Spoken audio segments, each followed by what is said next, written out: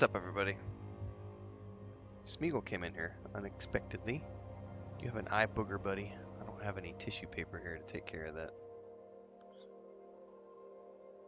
Here, let me use this. Here. There you go. Yeah? Want me to put you inside? You being naughty outside? This is Smeagol. Frodo's already on the bed asleep. What's up, Static Shock? What's up, Babylonia? Everybody else logging in. We're getting going this morning. I almost postponed my stream. I'm super tired. But I'm going to do it anyway. It may be a yawn fest.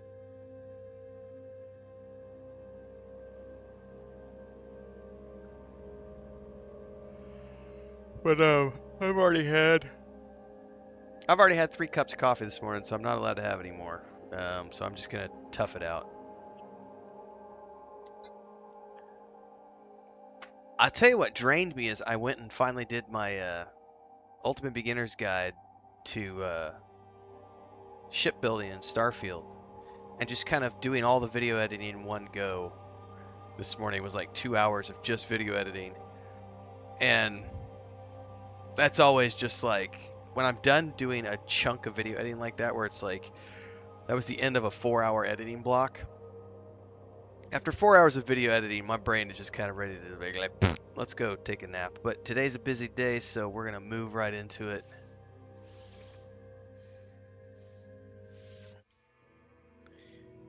You're loving my playthrough with Name on Skythor? Well, I'm glad you're enjoying it, man.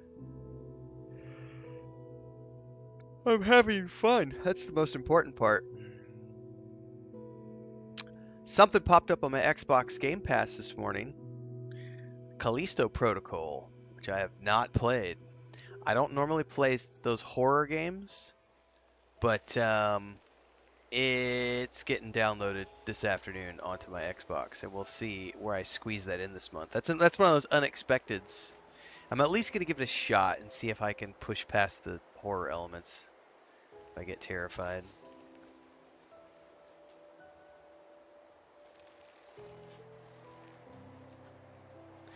Alright, we had come here to take a look at somebody's base, which this is part of the video I was recording this morning. We're gonna back out of here and go back to my base. But this place is pretty freaking awesome. I really like this guy's place. So if you want to see more of this, tomorrow morning's video.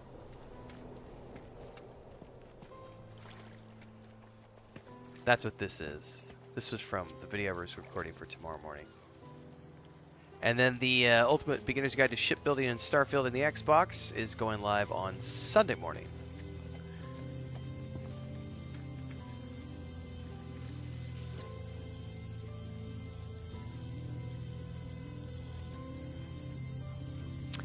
Oh, you know what I probably need to do?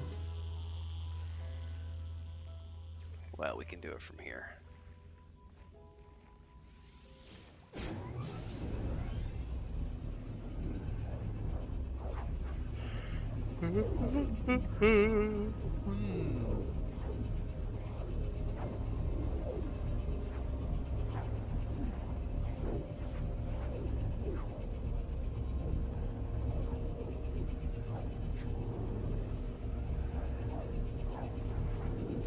It's so hypnotic. It makes me sleepy.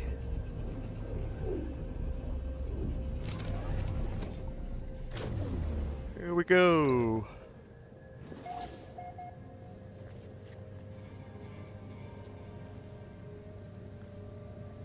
Let me into my system.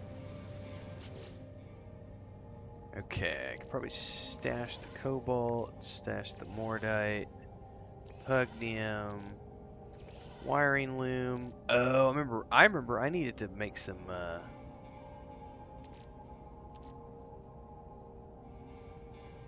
I need to make some ammo.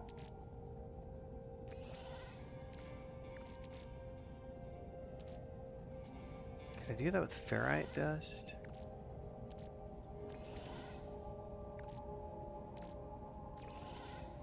Here.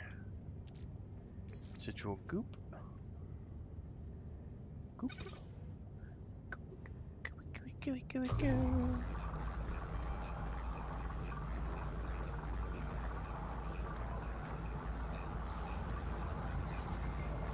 We gotta go into space to answer that.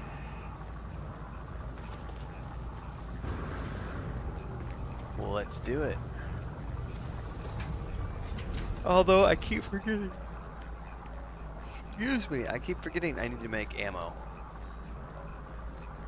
That gives me 1,250. Oh, that's more than enough. Okay.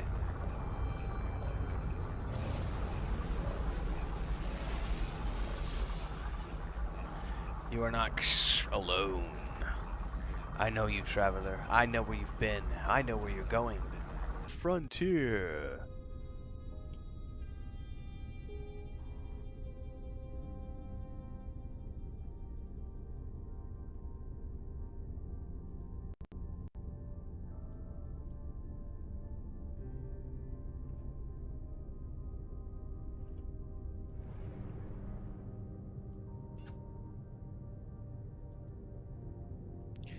Confirm.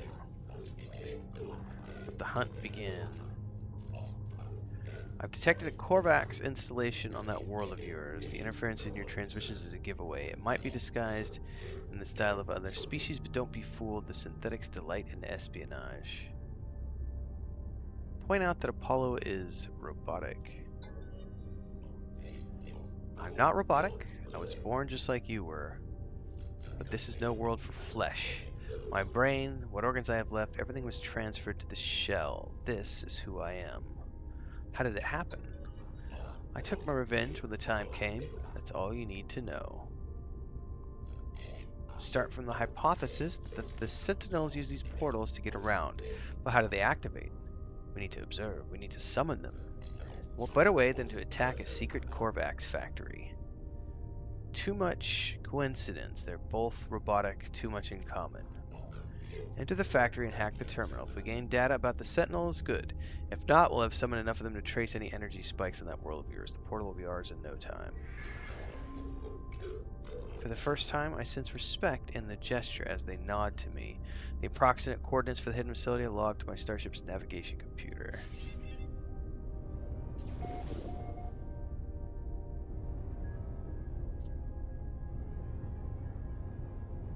Ooh, is that not on my planet? It's not on my planet. It's somewhere else.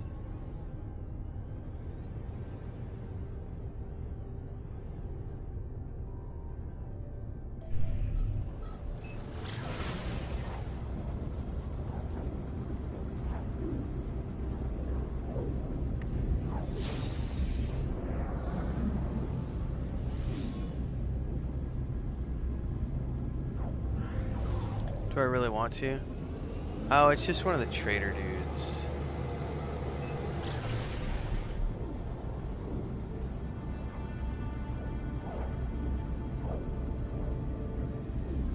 Not really anything I want to do right now. I don't want to trade. I'm on a mission, man.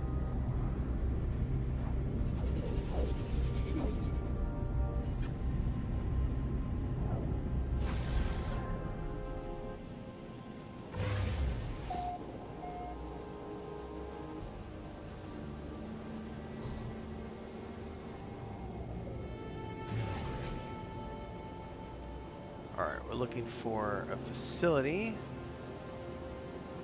This is the approximate location. Do we see anything around here? Slow the ship down. I don't see anything off in that direction.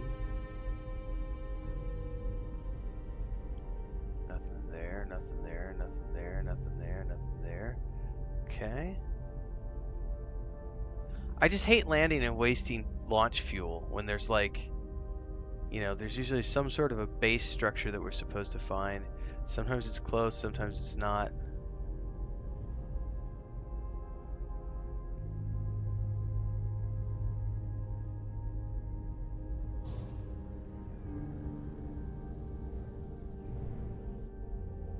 I don't see anything in the direct vicinity.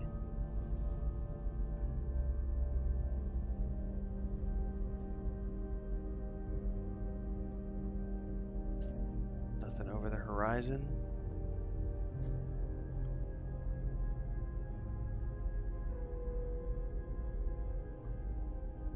Alright, slow pan does not reveal anything. Hang on, is that a settlement structure or are those just rocks? Those are rocks.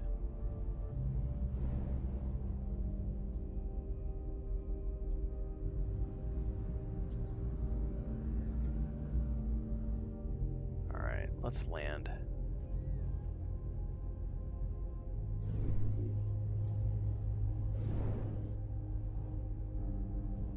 How come I can't land? I'm not moving fast. There we go. Just took a minute. Oh, you can scan from the ship? I didn't even think about that, Beavis. It's too late now. I've already landed. But still, I didn't realize you could scan from your ship when you were on the ground. I thought you had to be in space to do that.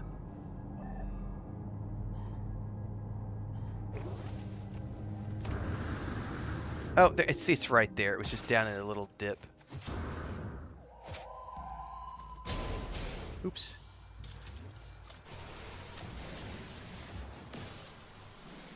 Definitely need that because we need carbon.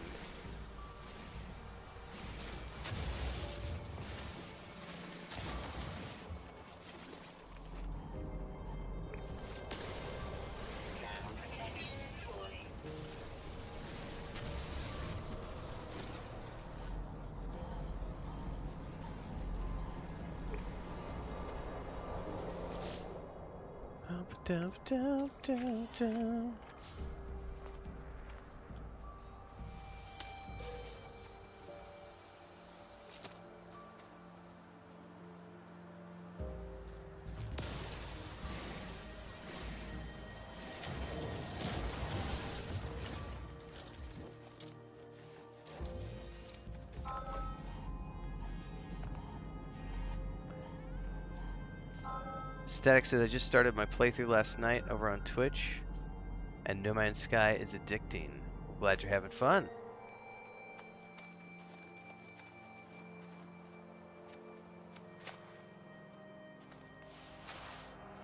Ooh, I've not seen this before. What is this? 16?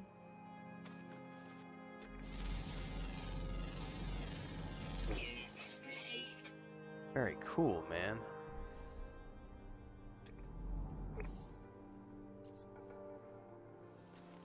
I'll definitely grab this. I guess I don't need it right now. Alright, let's infiltrate. I'm getting sidetracked with all the cool things I'm finding.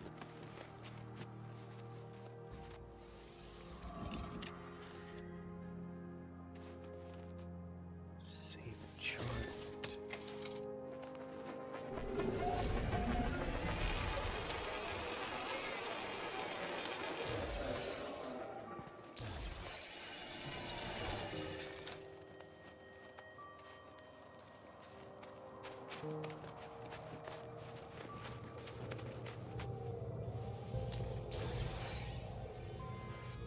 It's a cool looking little base, man. I'm gonna have to blow the door open. Alright, here we go, kids.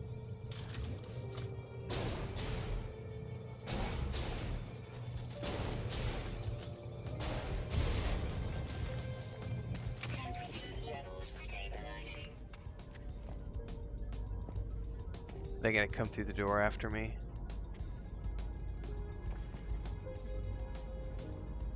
We'll see. The countdown, the timer's going down right now.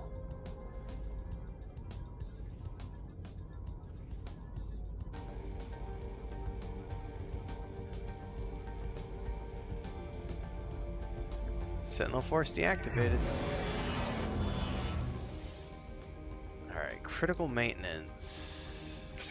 Chromatic metal. Ooh, I need pure ferrite. Can I make pure ferrite by doing ferrite dust? Or do I have to actually harvest it? That's something I don't remember.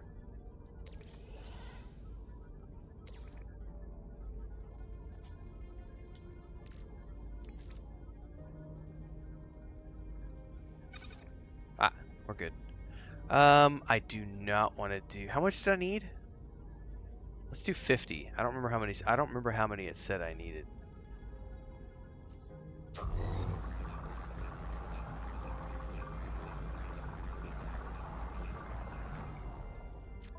Oh, I should have taken it out. Hang on. Herpa-derpa.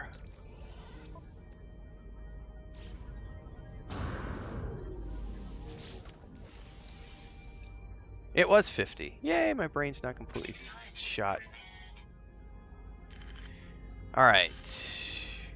Terminal houses an upgrade unit for upgrade module for my exosuit. However, I find few clues for Apollo. It seems the Korvax within left this world many days ago, apparently recalled on a priority transmission to their species flotilla. Something has them worried. This place seems to have been much more than just a factory. It was a home to the Korvax that lived within its walls. It appears they were experimenting with autonomy from the collective. Examine the video feeds.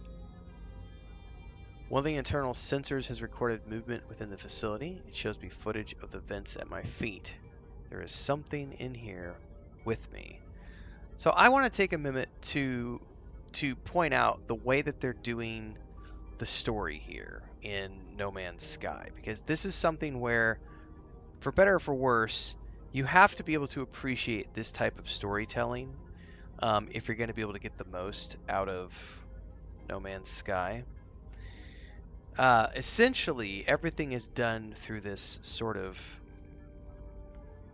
I would say that more than anything else, this could be described as your environmental storytelling. There's no voiceovers, there's no narration. It's just you reading things from devices that you find.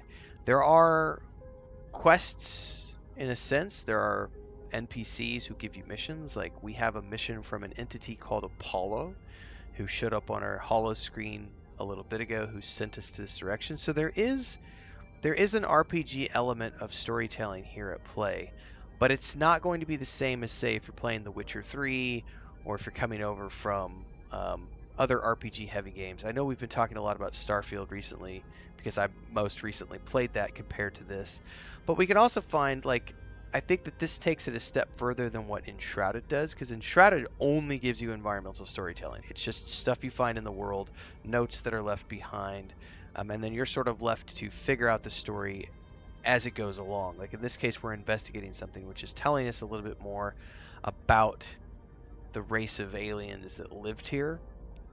I know some people don't care for this presentation style of storytelling.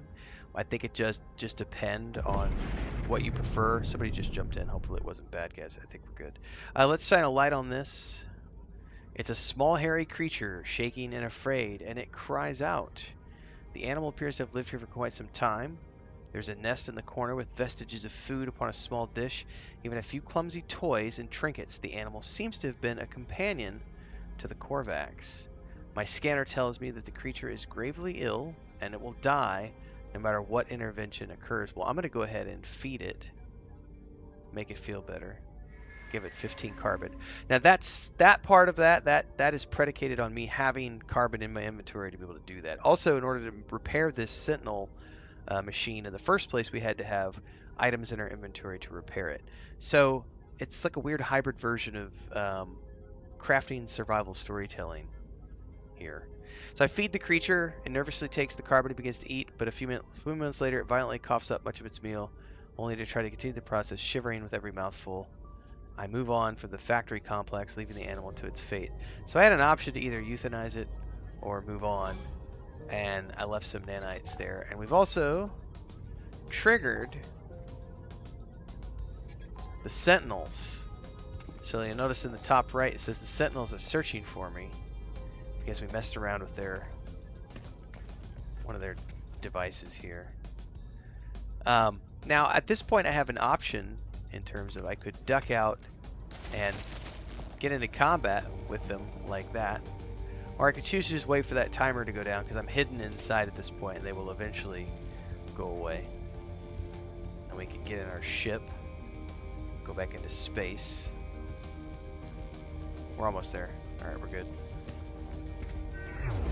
See, they're still outside, but they no longer want to eat me. My ship is just up the horizon. Let's go ahead and summon it down here.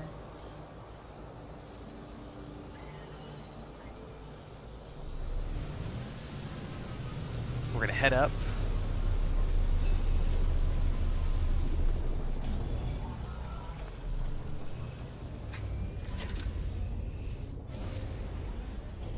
Now the communications button here, the Starship Communicator, is generally, I've never seen it be enabled when you're on a planet. So as far as what you're finding on planets, it's just going to be the NPCs that you find and the locations that you discover, which have clues that are left behind, which tell some sort of a story. But once you get into the main missions in this case, we're prompted to use that communicator to talk to individuals.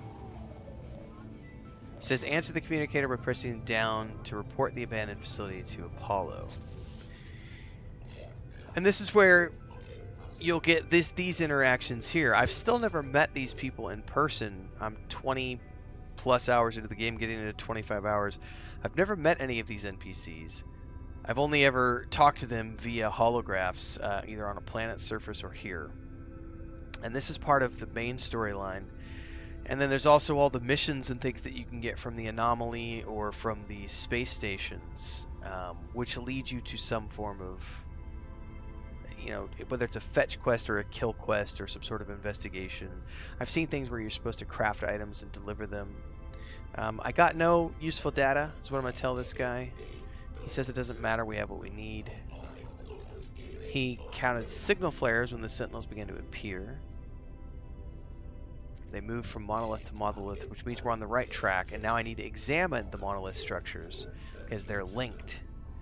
He's going to attune my scanner to the energy signals, and we're going to go hunt them down.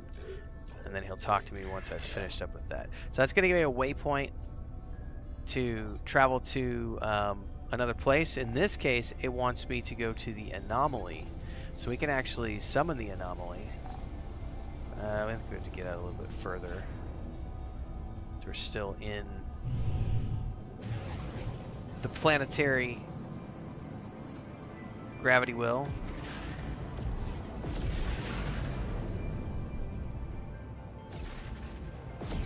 There we go. In this case, the journal is telling me to go talk to this NPC.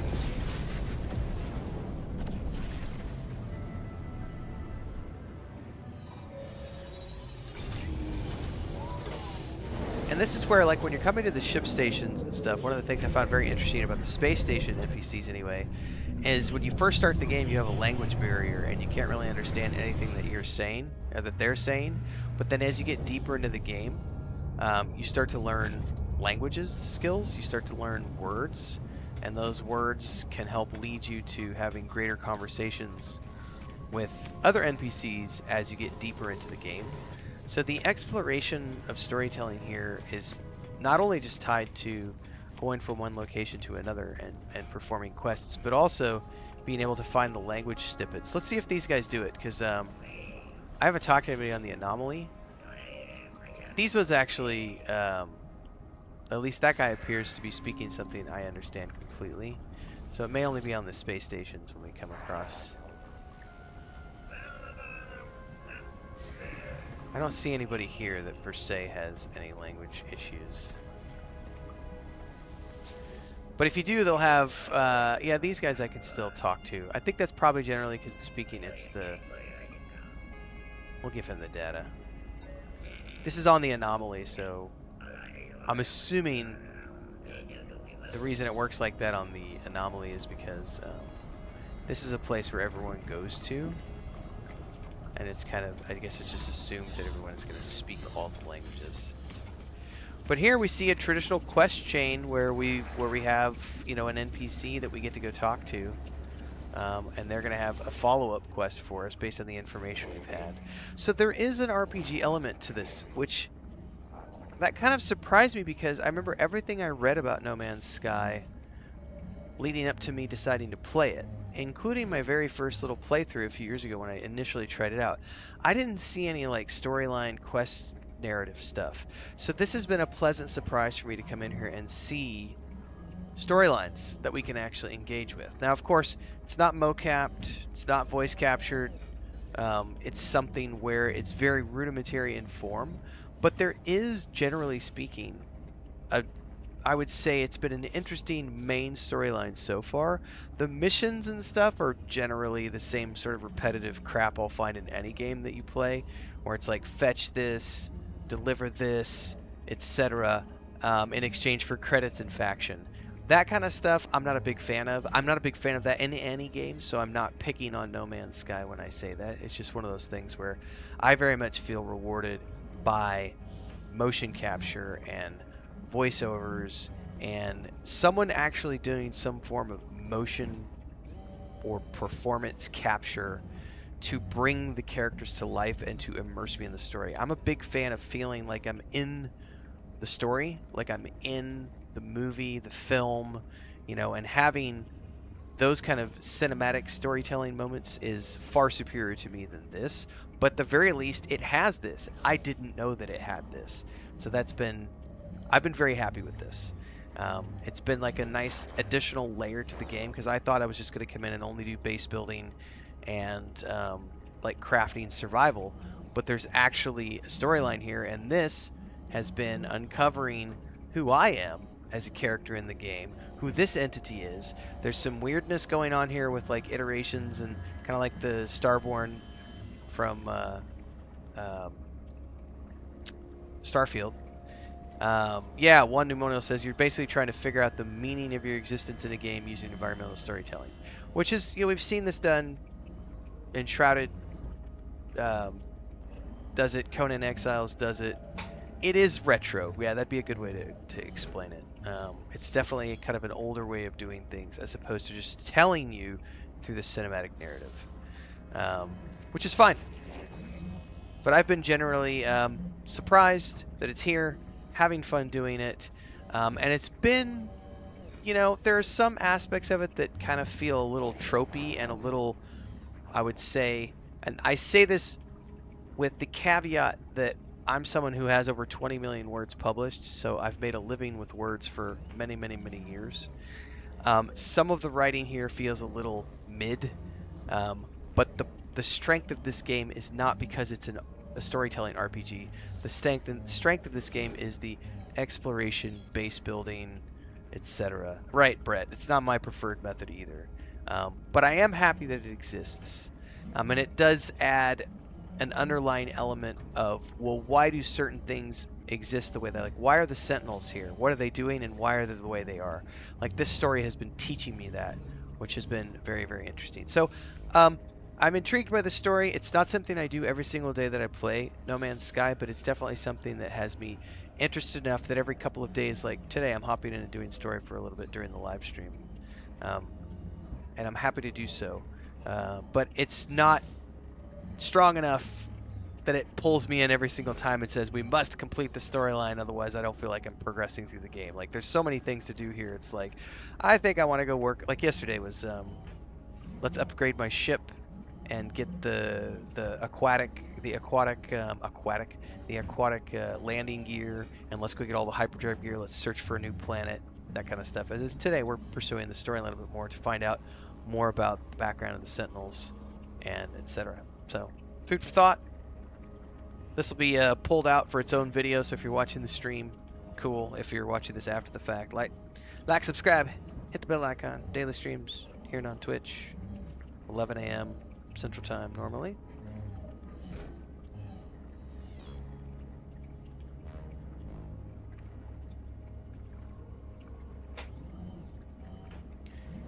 We help others escape. Nada has peace here. Those who hunt us cannot see us. Nada doesn't want the peace to end. Better to understand to know what comes for us. Don't stop on our account. Search for the source of the Sentinel energy trace.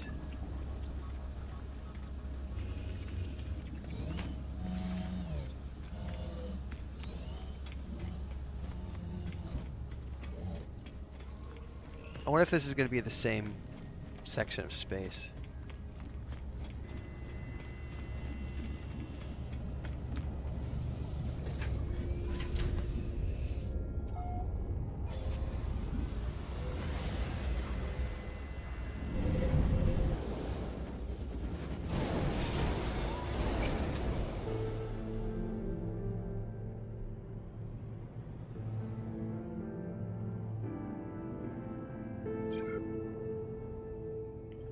Portals.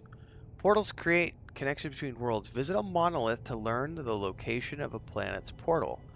Portals require their glyphs to be powered before they can be used.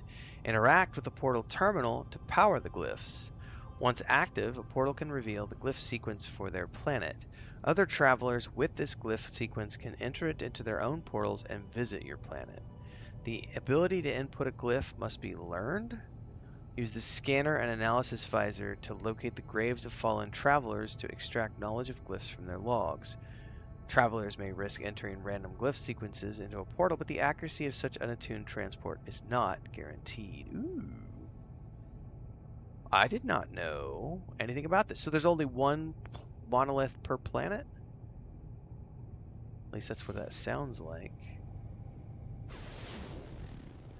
Perform a scan to uncover portal ley lines.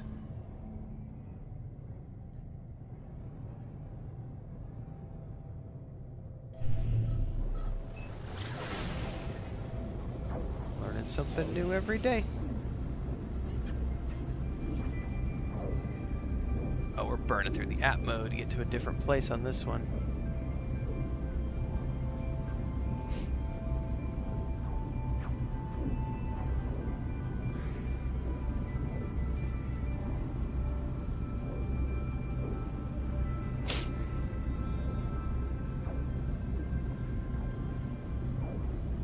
One monolith per planet? Okay, cool.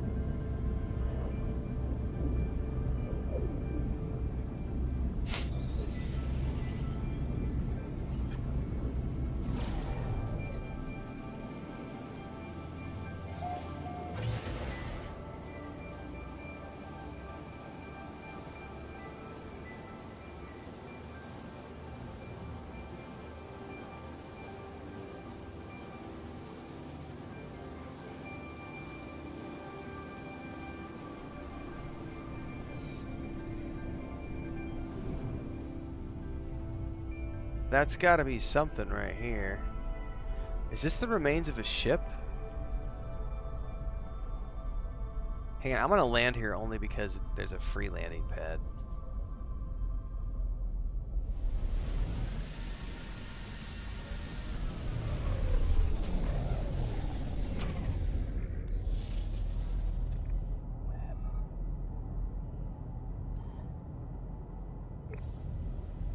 Alright, we got something a long way away. It says 1,000 meters in that direction. That's a long way away. I forgot to scan when I came in with the ship.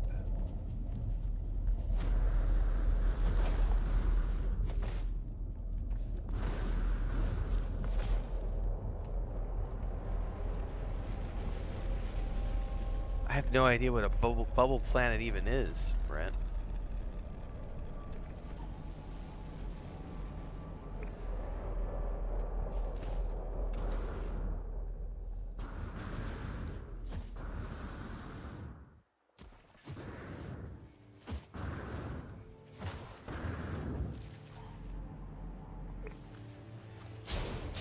Oops.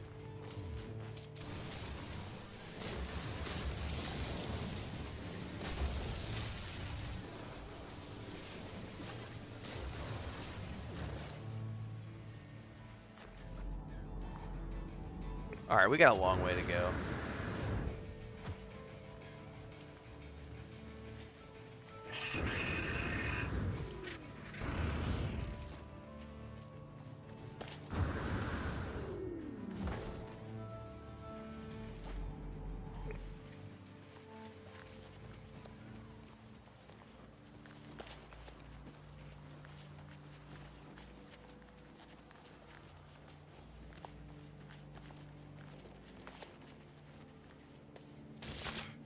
Ouch. Is that a language stone? That's a knowledge stone, isn't it?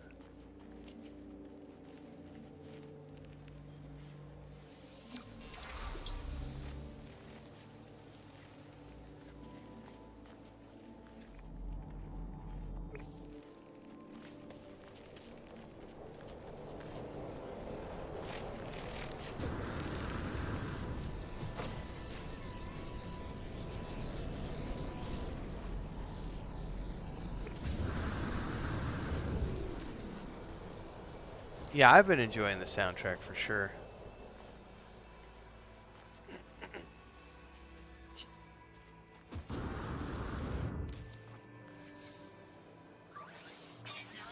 Oh shit, I'm down to 30 oxygen. I need to look for some CO2, guys. That's not good. And stuff that has oxygen in it. Oh, there's some oxygen up the hill.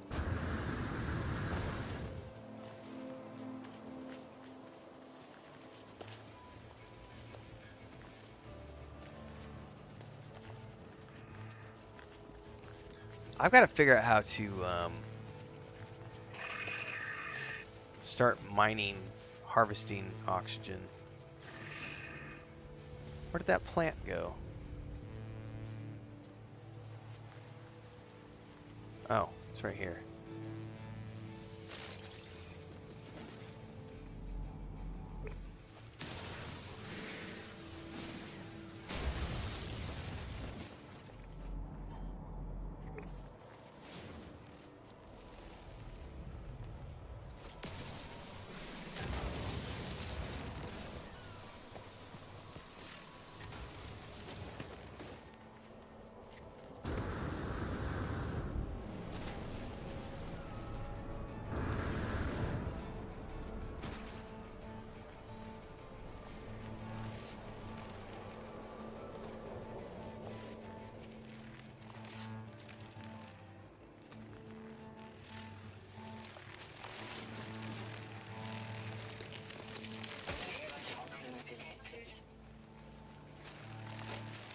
Ah, back way, back way, back way, back way.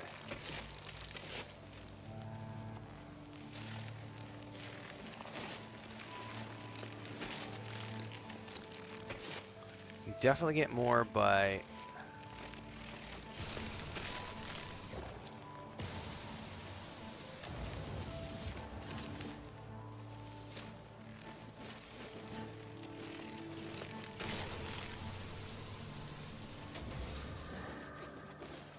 sneaking up on it than you do otherwise. There's O2 over there.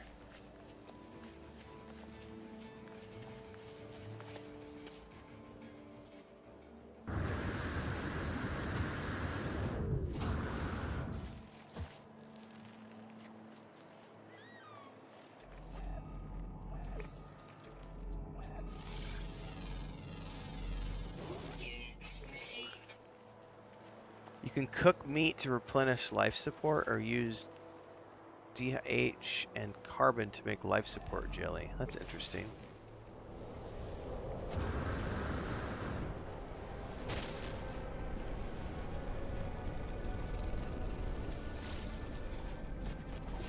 Oh, there's something down there. It's another language stone. Or that might be the monolith. What is that?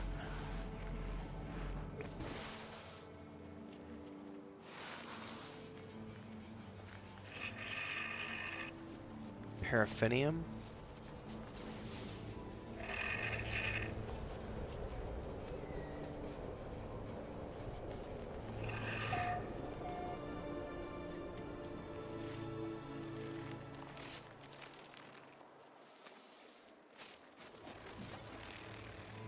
Blow up, do your thing.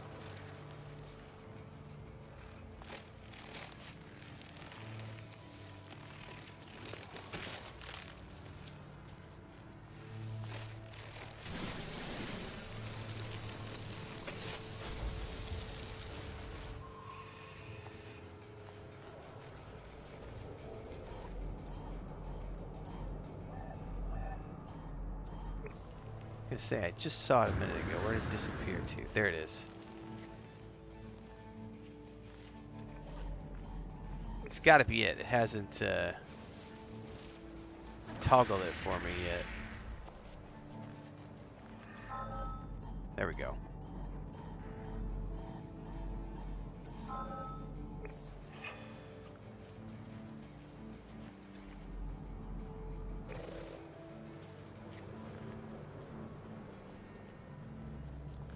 Okay. Oh, it says want us restless sleep. What am I supposed to do with this? Okay. I don't know what to expect as I approach the structure. An army of sentinels, perhaps? Some gateway through which I'll find Artemis? But in the shifting structure of this monolith, I can feel something else. A story. A vision. It's already burning itself into my eyes. Can we get like a Mass Effect vision here? The end of the universe. The traveler has arrived. The traveler awoke beneath the shadow of a red star. Through the lonely cosmos they fled, yearning for the purpose and meaning. They found an anomaly, an aberration, a door to the heavens. No Gek, no Viking, nor Korvax could see it. Only the traveler could perceive the portal, although they did not know how to step through it. They did not know the secret language, the glyphs. They did not yet grasp the price of the final truth. Let's witness the glyphs. I'm filled with the knowledge of an ancient traveler. I see glyphs in my mind, part of the code I need to activate a portal. As I depart, I spot a sentinel drone in the distance. It moves away quickly.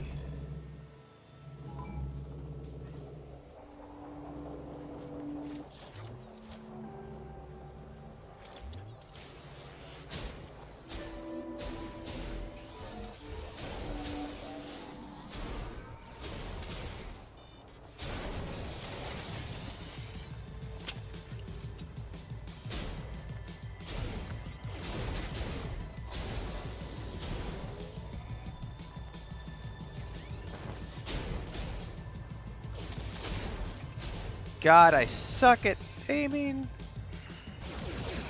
Low ammo. Reload, reload, reload. Why am I not reloading? Hang on. Why does it tell me? Hold that thought.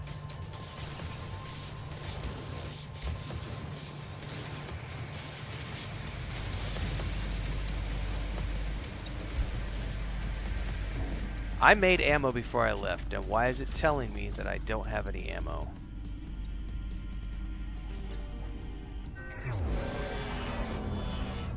What the hell? I made ammo before I left. Where's it at? It's on the ship, son of a mother. Alright, do I have, I made it while I was in the ship, and therefore I accidentally put it in my ship inventory. Oh, and I don't have any ferrite dust. Surely I do in my refiner, right? Yes. Okay, hold that thought. Haha! User error. I put my ammo on the ship. Oh,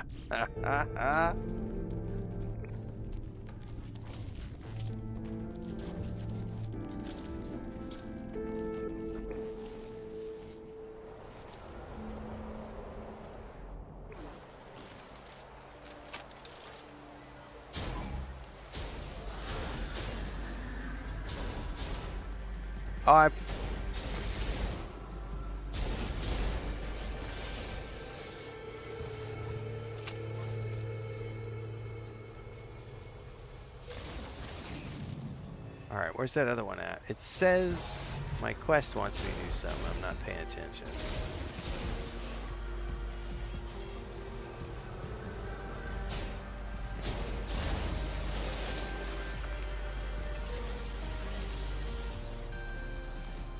Follow the energy trace. So I probably don't need to kill these now that I've like been shooting them down.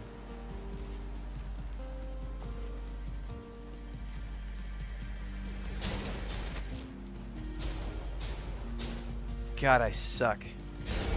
What I wouldn't give for an aim assist.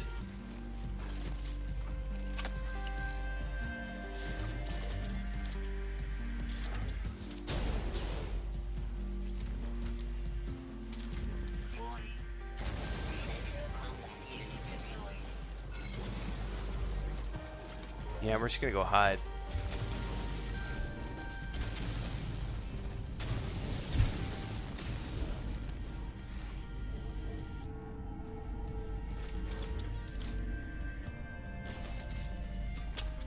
Well, next time I make ammo, I need to remember that I need to put it in this inventory, not my ship inventory.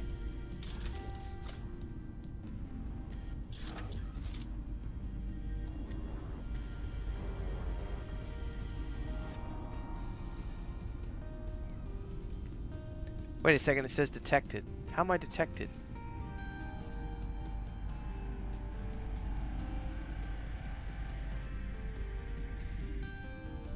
Alright, we're good.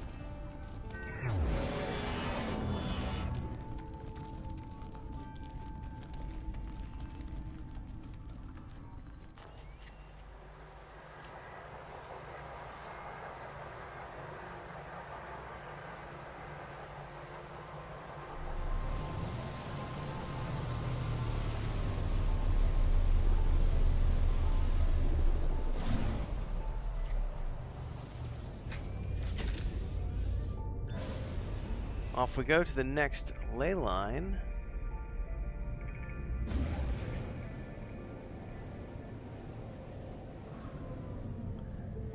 Does this place have a landing platform?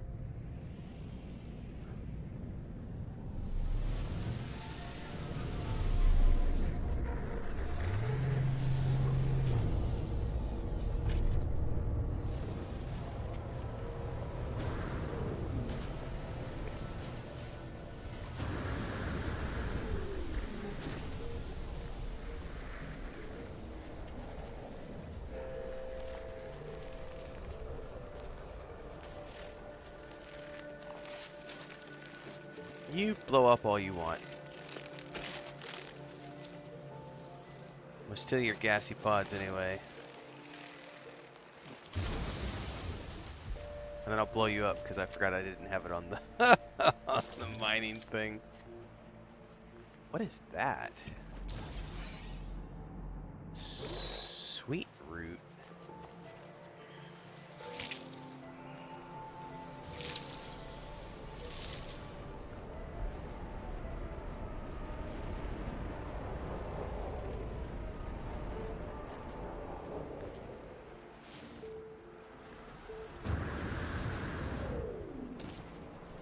This is like its own. How am I getting up there?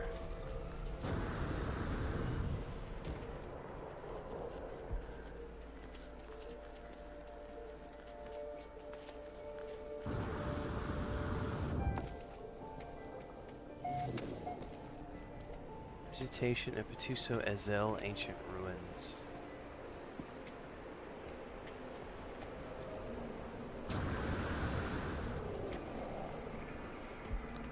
Okay. Ooh, some sort of geometrical device here. Palantir. It's like a weird humming going on underneath here. Tia Rudisar. Hashilo Obligarion Migega. Imminent. As I approach the structure, I feel the same burning sensation in my eyes. There's nothing to read, and yet I am aware of these words, more aware of these words than anything I have ever known. The traveler's sin. The traveler found a way. They always did. The first drone screamed when it was cut open. Within the shattered memories of sentinels, the travelers found the glyphs they needed. They passed through the gateway, emerging before the face of omnipotence.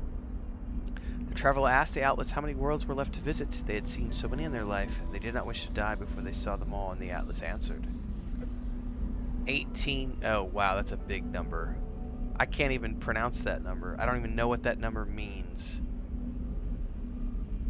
That's a lot of planets, more than could ever be seen in a lifetime. It was impossible to explore the universe before the traveler died, so let's witness the glyphs. Another piece of code. I think of the Atlas. I've encountered the name many times in my travels, yet its true nature eludes me.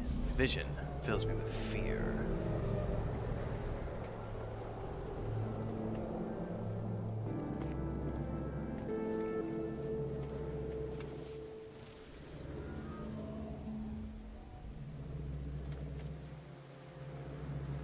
Okay, we're going over in that direction.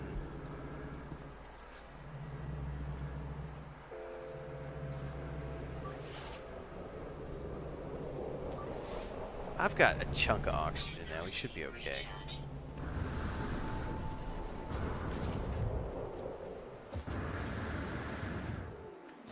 Quintillion is the number.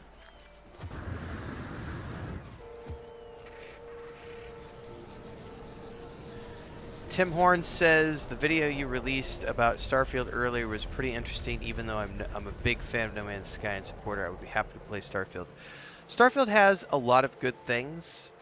If you can get past the vitriol that some people have for the game, because the biggest problem with Starfield was that way too many people read into it and made up their own version in their heads about what they thought the game was going to launch like. So I'm someone who, I like Bethesda as a company. They're not my favorite company in the world, but they make games that I enjoy. I had followed Starfield pretty, I don't want to say religiously, but I had followed all of their development updates since they started. And at no point in time did I ever anticipate it was going to be anything more than a Bethesda RPG set in space, right? That's what I expected.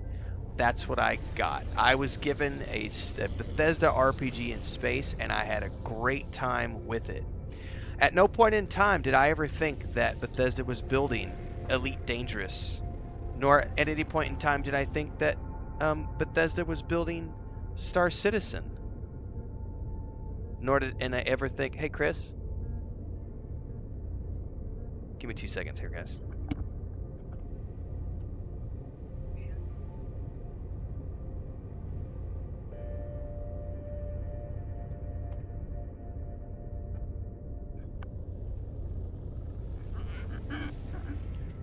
Sorry, I had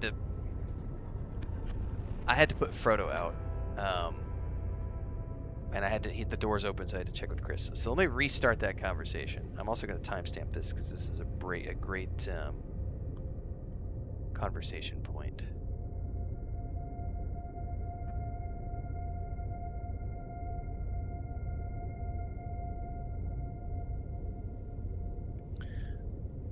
All right, so Tim Horn had said the video released about Starfield earlier was pretty interesting. Even though I'm a big No Man's Sky fan and supporter, I would be happy to play Starfield also.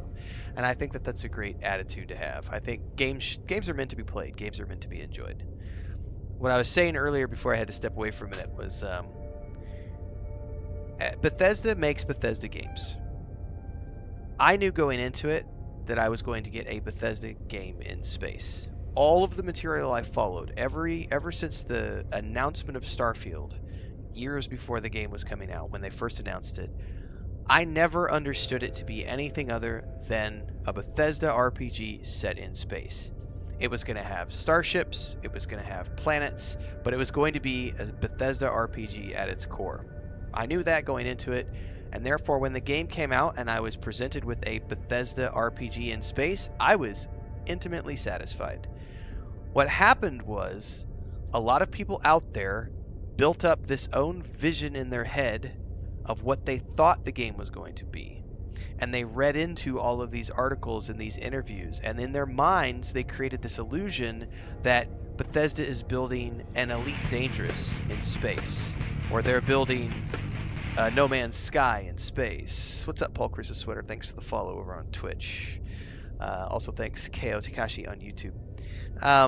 Other people thought that they were building Star Citizen in, another version of Star Citizen. So all of these people built up these hyped up ideas in their head that Bethesda was building this game that was like their favorite space game, even though Bethesda never once said that they were making anything other than a Bethesda RPG in space. And you can talk to anybody out there who believes that Bethesda said something and didn't deliver, and they will point to an article or an interview or a YouTube documentary where Todd Howard said this or someone said this, and what you will always see is a distorted version of what was actually said. They said this, and then that person extrapolated information out of that statement and made it up in their head that it was going to be something other than what it was. And then when it launched, you had a bunch of people who jumped on this hate train about how Bethesda, as an example, Bethesda said they were building a space exploration game, and yet I can't take off from planets and I can't land on planets, but I can do that in No Man's Sky, and I can do that in Star Citizen, and I can do that in Elite Dangerous.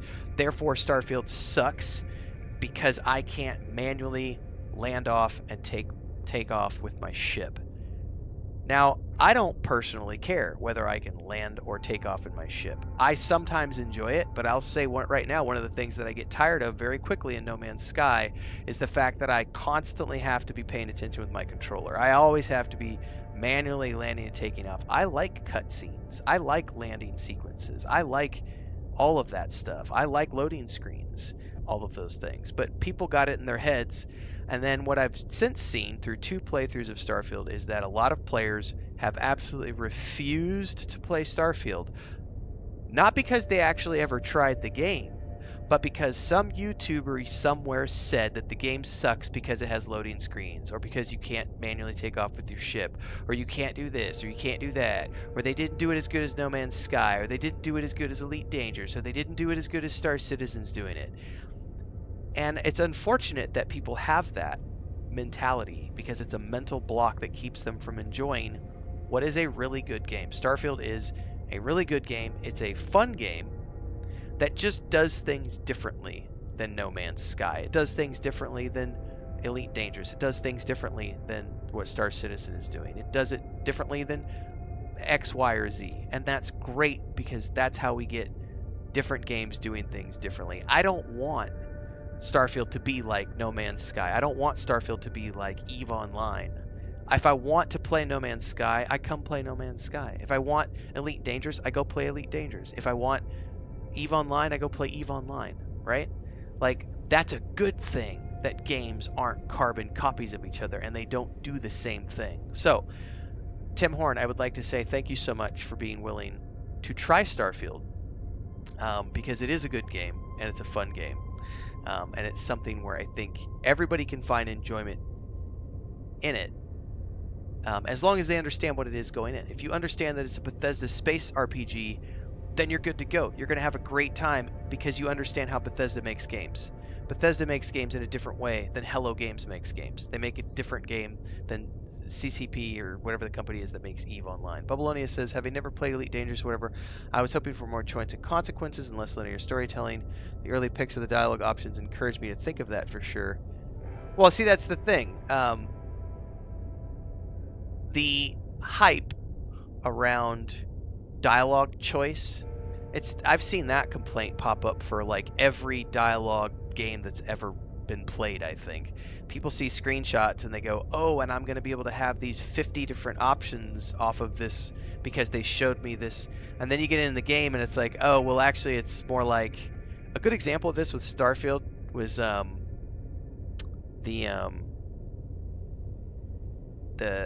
it's not the bribing, the negotiation. Is it the negotiation one?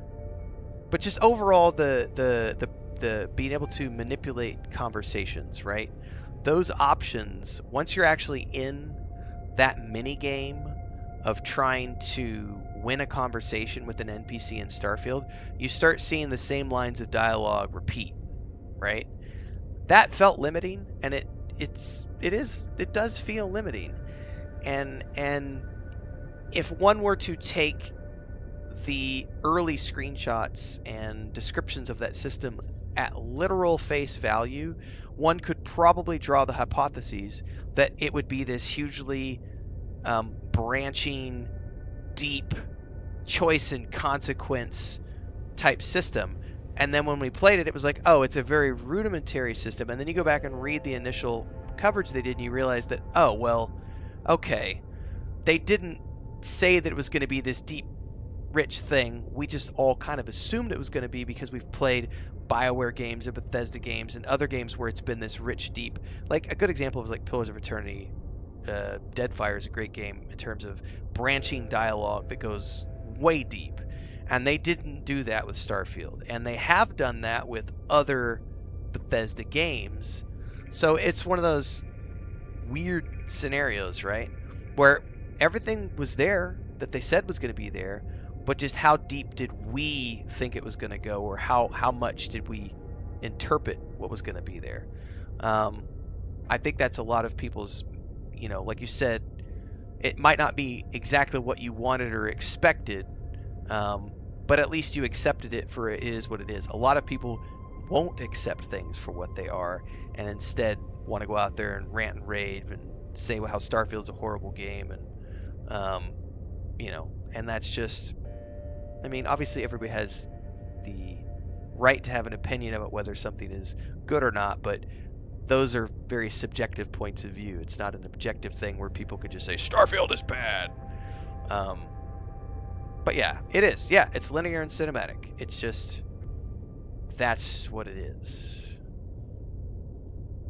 It's different, but it's always a good game to play, especially if you want, because you could jump in and play main storyline. It's like what, 25, 30 hours. And then if you want to go hog wild, you can get hundreds of hours of entertainment if you want to play all of the different faction storylines and get into like the spaceship building, everything else. Like I just finished up the shipbuilding video today, which is coming out tomorrow, and I haven't even started outpost building. I've done 2 playthroughs of the story, and I've never done outpost building in Starfield, and that's something that I'm looking forward to getting into now that I'm getting into it with No Man's Sky, because it's also a great conversation point of pointing out the similarities and differences between the 2 games for a conversation point of how outpost building, what works, what doesn't work in one game versus another game.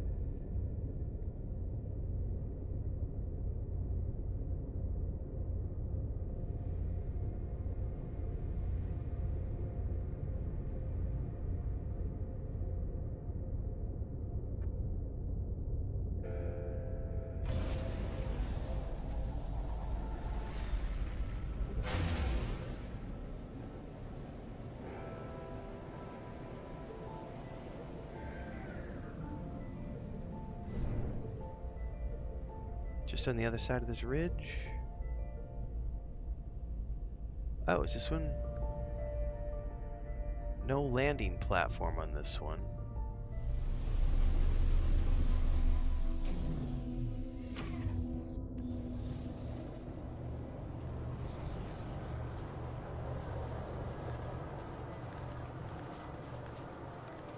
There was also the hate too about, from the PlayStation crowd of there's the traditional like people who want to rant and rave because something's an exclusive on one platform or another.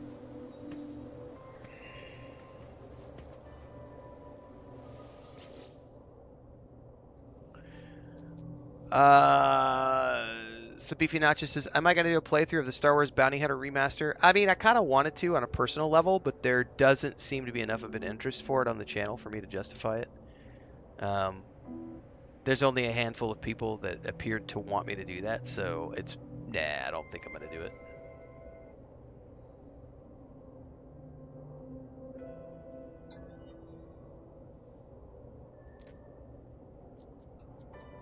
The Atlas told the traveler they were the first of their kind, that a multitude would follow. Excuse me. Each would be endowed with the same noble soul, each able to travel from planet to planet in eternal solitude. The first traveler rejected the gift of the Atlas. This was not what they hoped for.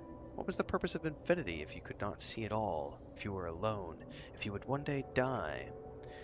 The first traveler cursed the Atlas and claimed it would find a way to survive, no matter the cost. All of these worlds, all of time itself, it will be for the travelers to witness. The final portion of the code. Locate and activate a portal. So I've discovered the ley lines, and I'm assuming they point to something now. This reminds me of Mass Effect Andromeda, where you had to find you had to go to the 3 portals to raise them up and kill the bad guys around them and solve the puzzles, and then it would point to the central chamber that you were looking for on every planet.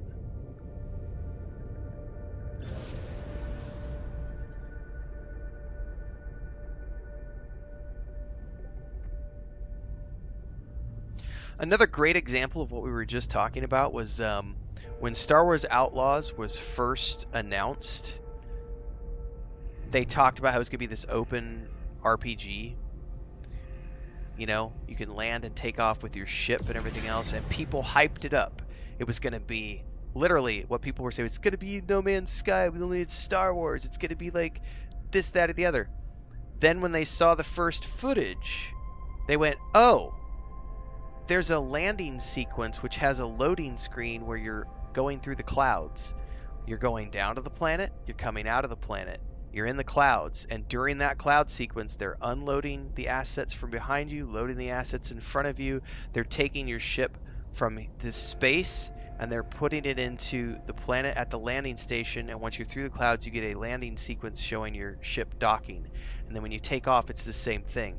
And people immediately started ranting about how it was bullshit, that Ubisoft lied, that Ubisoft had promised they were going to have this open world system where they were going to be able to fully control everything. And I was like, where did you ever read that they told you that you were going to be able to manually land and take off your ship in any of the Star Wars Outlaws preview interviews or anything? People chose to think that that's the way the system was going to work. And then when they finally saw footage, they were like, Ubisoft lied. No, they didn't. You just built it up in your head that it was going to be something other than it was. And like the footage that's going around on TikTok right now it's just getting slammed on TikTok by people who are in the comments bitching and moaning that they're not going to be able to manually take off their ship. And then at the same time, you've got people who are in the comments like saying, hang on a second, I thought this was going to be, but wait a minute, this is just like Starfield. This is exactly the way Starfield did it. And I'm like, that's the same way most games do it. Most games, this one's a little different because it's dealing with procedural assets that aren't high fidelity assets. When you're dealing with high-end assets and high-end graphics, there has to be loading and unloading that happens through the sequences, landing sequences and loading sequences, because it's just the way it works. Modern hardware can't handle it. It's a very interesting psychological thing to watch the way people get upset about what they have in their mind versus what's actually being talked about in an article. And then when they see footage, they're like, wait a second, that's not what you said.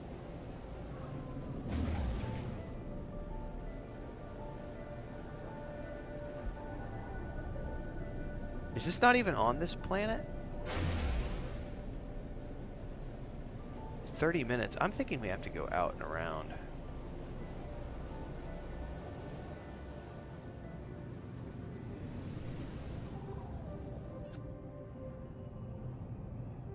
Yeah, for sure. It was somewhere else. You think we're gearing up for another Boba Fett appearance in Outlaws? I mean, possibly. Given that he was in Survivor, yeah. That was a nice bonus to see him in Survivor. The way that sequence plays out too when you first meet him is pretty cool.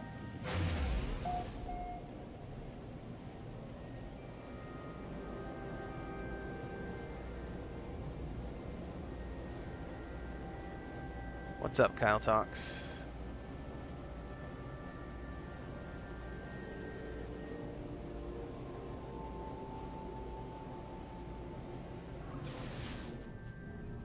Alright, this is the actual monument, it looks like.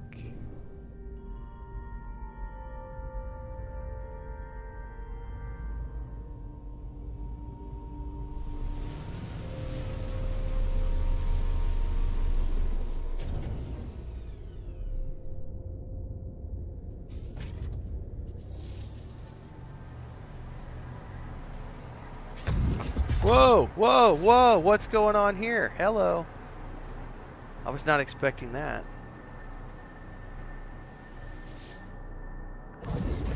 Traveler anomaly confirmed. Breach, breach, breach. I approached the portal. I think of every passing thought and idle wish that led me to this moment. Within this gateway, I might find Artemis, and I might find the source of the Sentinels. But I also might find a whole new universe. But it's more than this. This is not fate. I am making a choice, a leap of faith, that somewhere out there in the dark, I will find who I'm meant to be. Alright, let's put the glyphs in. I step forward not knowing what I will find on the other side, but I feel it deep in my heart. The call towards a deeper truth. This will be the start of everything. Oh, I'm getting pulled in! Ah! Wormhole! Stargate!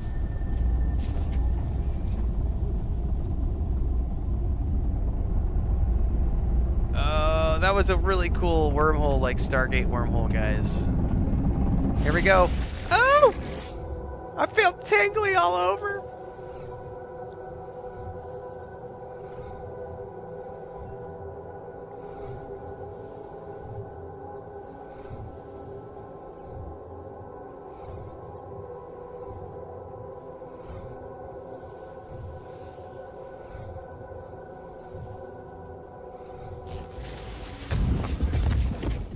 Oh, that doesn't sound good.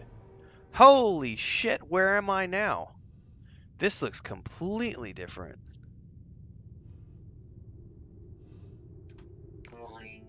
Hostile system. That's not good. Quick! Oh no! It's closed!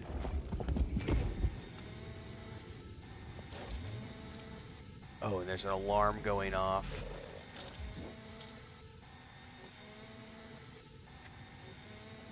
That is not good. Oh man, and I don't have my ship or anything. Atlas Protocol initiated 1616. These are the numbers that we saw. Oh, I'm so screwed. Uh-oh. Uh-oh.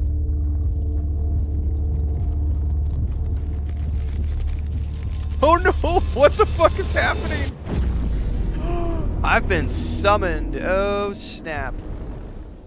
Oh wow, we're finally getting some story drops today, everybody. Oh man. What is that?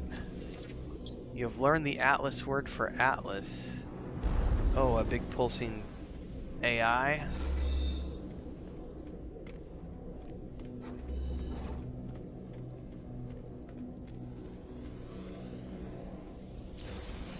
Warp cell.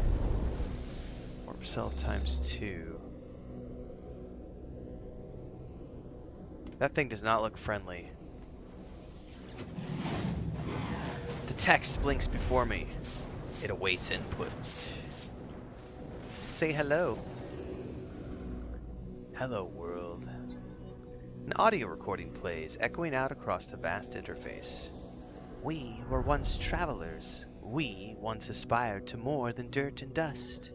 The audio clicks. Time passes. Show me a world, Atlas. Show me something no one has ever seen before. The voice ends. The interface grows still and silent. It awaits a command. Let's perform a diagnostic.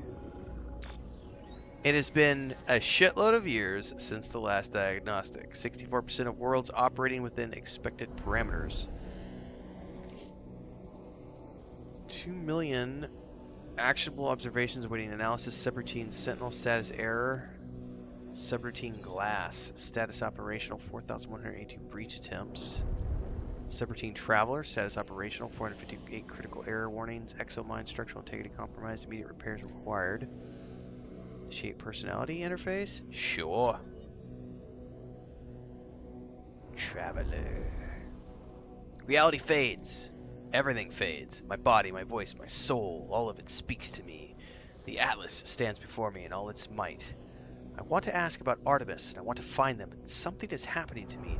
I need to get out of here. I need to... Let's scream. I try to scream, but I have no mouth, no form. Matrix style!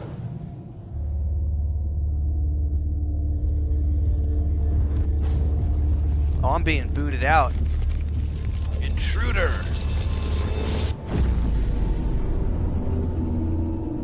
Rejected.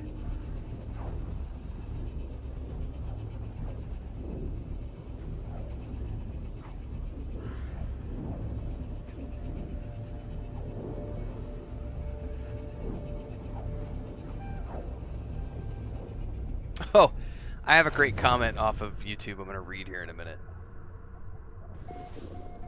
Kukum, first contact. Did I just uncover a brand new atmosphere, a brand new place? Oh, I don't even know what kind of planet this is.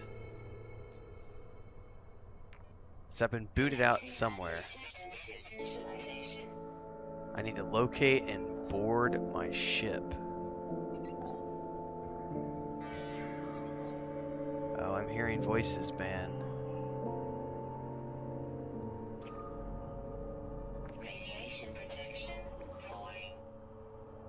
Okay. My ship is a ways away. It's not horribly far. Oops, didn't mean to do that.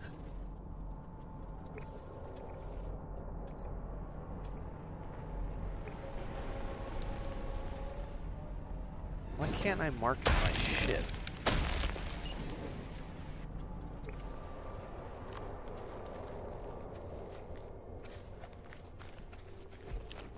Alright, we're just gonna boogie right now. I am first contact on wherever it is that I'm at. Oh, look at the sky here. Is this gonna be a place I might... I don't know. It looks a little too desolate to want to build on. But it's the fact that I'm first contact.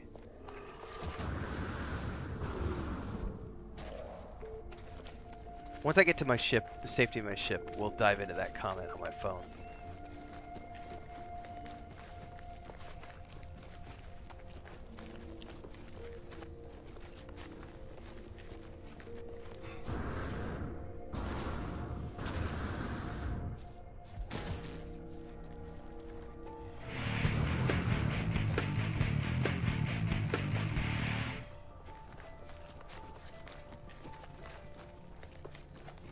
Oh, there's even a cave right behind my ship.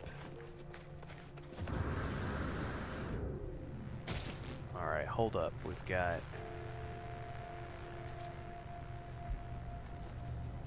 something here. We got all sorts of stuff. Let's check this out.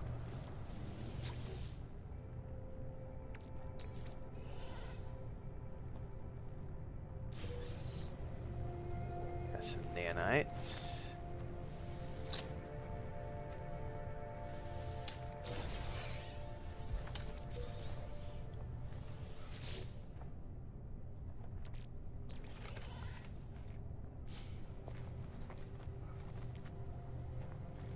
Alright, this is one of those pods. Scenario, deleted, boundary separation failure likely, vessel 16 emptied, cause, sentinel intervention, deliberate transfer, analysis, fresh iteration generated, anomaly containment prepared, it's broadcast. Traveler anomaly detected, anomaly is compliant, position logged, system integrity scan initialized.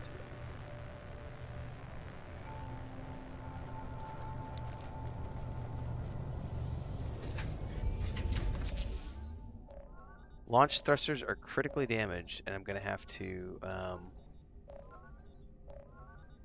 fix them. I escaped to my ship, glad of something familiar in this strange world. Where has the portal taken me? I was caught in the gravity of that infernal machine, not strong enough to resist. It identified itself as Atlas, the entity so many worship and fear. I saw no sign of Artemis, no sign of the Sentinels. Why did I even step into that gateway? Why did I follow this path? To rescue Artemis. Is that true, or is it just a lie I tell myself? Artemis was in need of assistance, but did I really risk my life just for them? There's something more, something else, another yearning. As I stare at the console, an opportunity presents itself once more. There's an inbound transmission emerging from a location on this very planet. You are not alone. Could it be them? Did Artemis meet the Atlas as I have? Alright. Well, we have some stuff to do here, but I do want to answer this. I want to answer this comment over on YouTube, because it's the perfect example of what we were talking about earlier about the perceptions that people bring with them to the conversation. And this is in regards to Star Wars Outlaws. Because we did the reaction video today. Star Wars Outlaws feels like Red Dead Redemption in space. This is a fun one for me because I actually did this a couple of weeks ago. Star Wars looks like my Red Dead Redemption 2 in space. And then Games Radar just published an article, or a video I should say, with an interview that talks about how they also feel like it's going to be like Red Dead Redemption. So, did all of that, and Forzone, yeah, just wrote this comment on the video and said, I just saw another video of another YouTuber who was at the previews of the game, and he said he was going through a rough day, but this game lifted his spirits, and that video alone is all I needed to hear, and it's enough to sell me on this game. I'm tired of the hate, I'm tired of the controversy. I want to play the game. Let the game play. Let's play the game first and then talk about the game, which is a great point to have. Then underneath that comment, for those of you who want to go read, or those of you who might want to respond to this comment, to those of you who actually want to have a conversation with people about stuff like this, And then, hang on, I'm getting. I was reading something. Hang on. So MetalVox89 responded and said, agreed. He says, I just watched a video where a guy said, when I think of Star Wars and open world in the same sentence, I expect space travel. The writer of this comment said, I laughed at that because I felt like we were having the conversation around Starfield all over again, only this time with Star Wars Outlaws. While Starfield presented itself as a space game, it never presented itself and never claimed to be a space simulator. It was always designed as and promoted as a space RPG. It was, in other words, it was people who took it upon themselves to believe that Starfield was going to be a space simulator. It was never promoted as such. This person goes on to write, I understand some of the frustrations that people have had, but the game was basically what I expected, minus all the menu navigation. I think a lot of us have, legitimate criticisms about too many menus in Starfield. Goes on to write, when you watch Star Wars, you do see space battles and space travel, but most of the times the story is taking place inside of a ship and mostly on planets. Very good point. It says, while I was indifferent about this game initially, I have now become increasingly more interested in it based upon the footage that they've been seeing. This is a great comment because it points to the exact thing we were just talking about regarding Starfield earlier in the stream today, which is people who choose to interpret what they want. We were talking about the space travel, and this is what this commenter is referring to as well, because that's one of the points I brought up in that video, is how a lot of people were, thought they were going to get open-ended because they thought they were getting a space simulator. And at no point in time has Star Wars Outlaws ever been promoted as a space simulator. It's never been promoted as a space sim. It's been promoted as the first open world Star Wars RPG. That's it. That's the tagline. Open world Star Wars RPG. Not open world Star Wars space sim. Not open world Star Wars space exploration sim. Not Star Wars base building sim. Star Wars open world RPG. So it's very, very interesting. Dennis says we're having a human experience in gaming technology medium. Yeah, a little bit. Turbotummy says, what's more space than actually trying to replicate space? You want a space game? You're playing a space game. Tim Horn says, my first space game was Wing Commander on the Super Nintendo and the original PlayStation and Star Lancer. Man, I have fond memories of, specifically Wing Commander 3 and Wing Commander 4. Because of the fact that they were doing such revolutionary stuff with real actors in a digital space, like using green screens and everything back in the day. And the cast was amazing. Malcolm McDowell, Mark Hamill, Jonathan Rhys Davies. I can't even remember all the people that were in Wing Commander 3 and then 4. And then when I went to Freelancer later, Freelancer was going back to, no voiceovers, no actors, just text, but really a super deep, rich system of space exploration and being a freelancer in space with a ship. Those were great games. Anyway, I thought that comment was really interesting to read through because I felt it was relevant to the conversation we were having earlier about how way too many people looked at Starfield and they made up in their mind what they thought it was going to be. And we see the same thing happening with Star Wars Outlaws. Just a whole bunch of people were out there thinking that they were getting Star Wars, the space sim, and they kind of forgot that it's never been promoted as a space sim. It's always been promoted as an open world RPG, first and foremost. Fascinating the way people perceive things. And it is all about perception. There is no manipulation going on. There's no a company promising something and then taking it away or not delivering it, which definitely happened with this game to a small degree in the beginning as well, because you had a lot of people who looked at No Man's Sky and they listened to the things that were being said during interviews and they kind of blew a whole bunch of stuff completely out of proportion. And then when No Man's Sky launched, they were like, "You lied!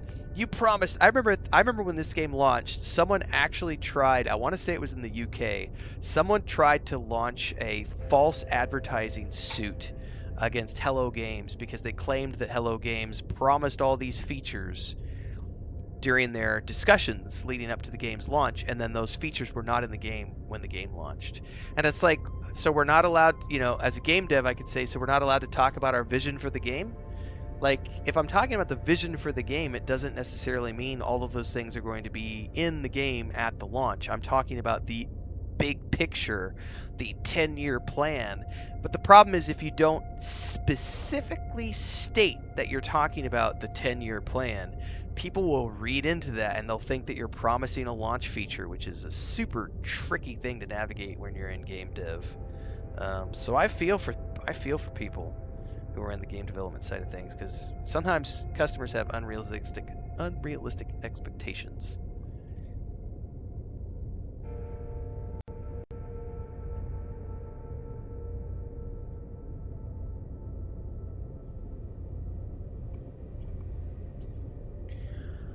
All right, Starship is critically damaged. Repairs advised. We need to first and foremost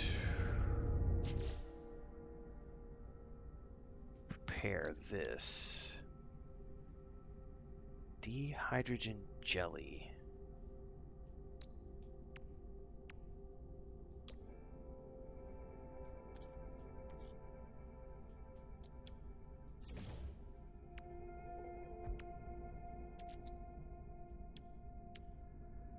Pure ferrite.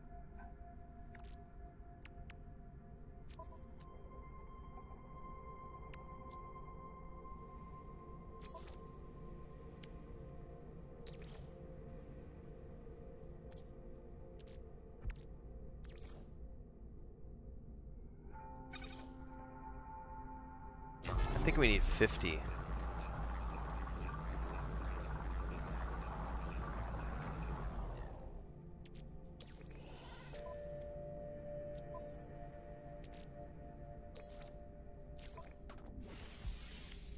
Component repaired. Technology repaired.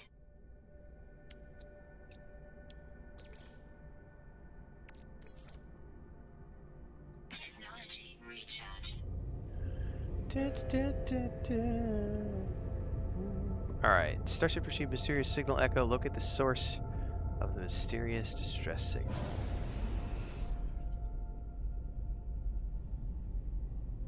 Somewhere over here.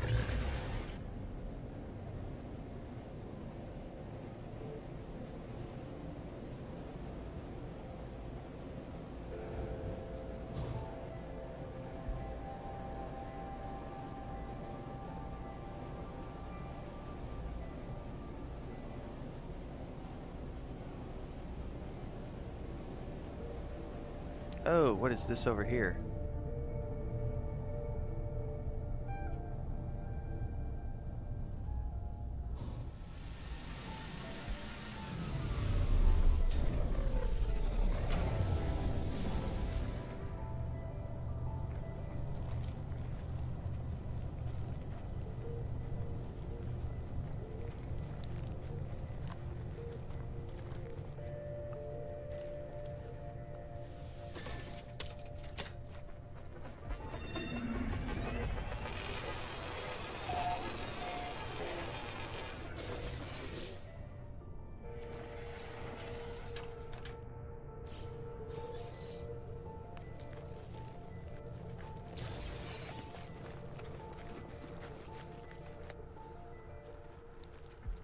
What do we got over here? Dude, I love the chair. Radiation protection falling. Like somebody's little front porch out here, man. Sit out, drink some beers, watch the sun go down on an alien planet. This is the Korvax transmission tower.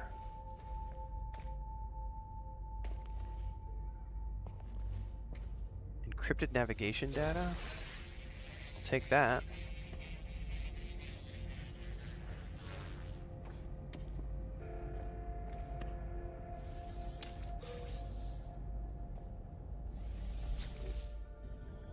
Operations turbines have an automated plea for help.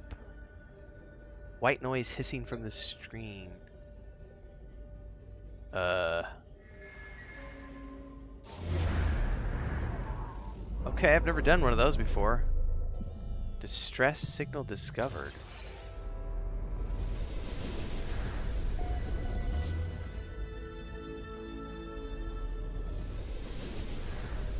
Abandoned starship available to claim and repair. I've never done that before.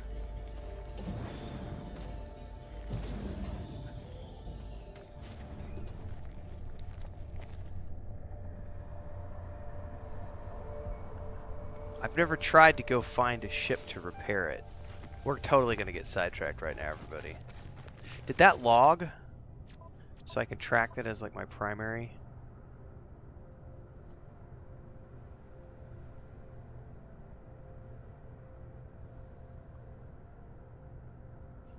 I don't see it tracked as an actual mission.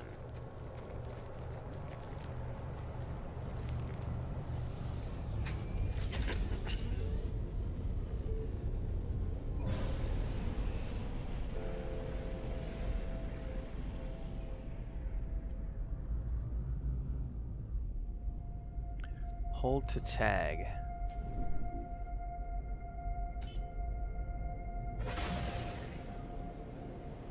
We need to go out. We need to go up in the Atmo.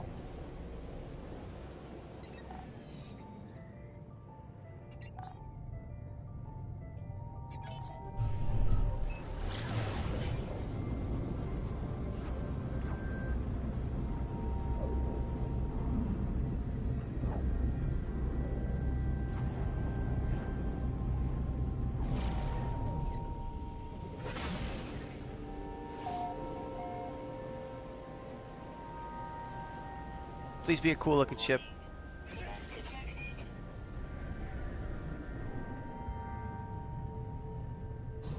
Threat detected. Is that pirates? How far away are they? Arrive in. That's not where I'm going, though. He's a ways away.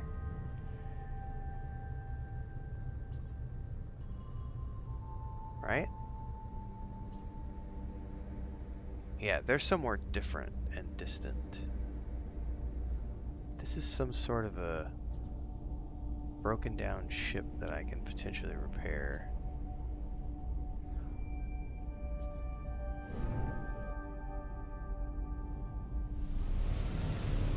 I've never. I don't know if I don't know if I have the parts to do this, but let's. At the very least, I can go scope this out.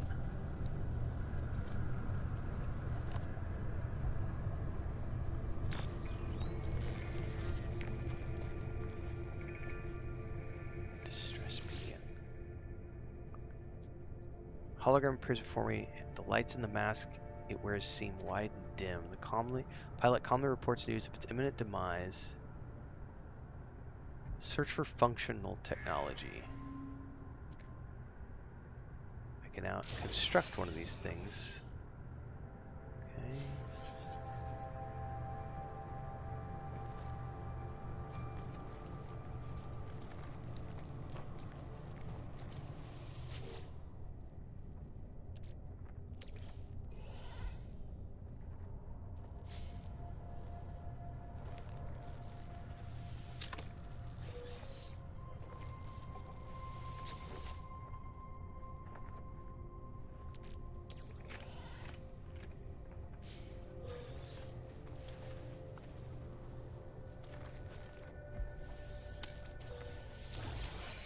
Radiation protection falling.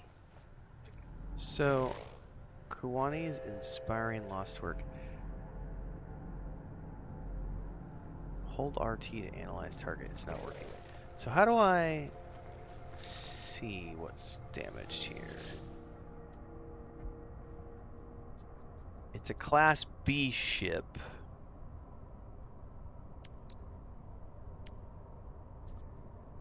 I would need to repair its pulse engines and its launch thrusters, right? But it's got all sorts of things that could be repaired. Uh, Numenal says you can repair boosters and thrusters to get it off the ground. What happens if I take off in this? What happens to my existing ship? Does it automatically return back to my freighter? How does that work?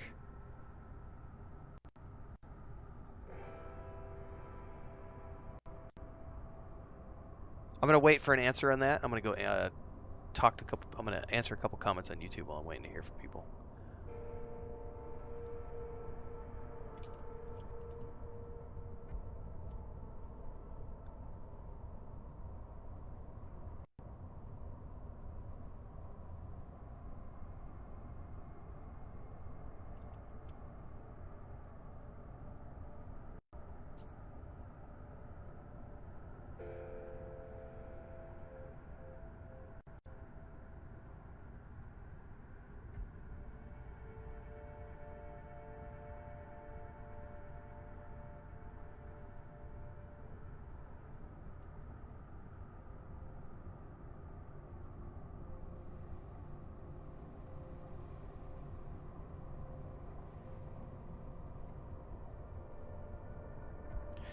You can repair. You keep it. You can call in any ship, or it will go to your freighter. Technically, you'll need to repair the launch thruster. It'll respawn at your freighter at your space station after you sell this one. You can claim it, that becomes your primary, but then you can use the X menu and switch back to your main. Perfect. Thank you so much for the answers, everybody. It sounds to me like it's worth it for me um, to repair this. All right, cool. But we will do that.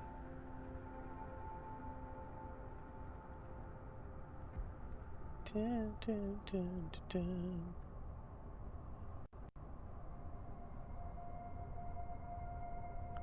The second day in a row, I've noticed that my Streamlabs is not filtering. Like all my Twitch chat's coming through, but my YouTube chat is not coming through Streamlabs. So if I delay in getting back to the people on YouTube, I apologize. I'm having to. You know what I ought to do? I know what I'm going to do. I'm just going to manually open up my stream on my phone so that I can see the YouTube chat as it's happening instead of relying upon Streamlabs because it's being cranky. Oh shit, Game Informer is shutting down.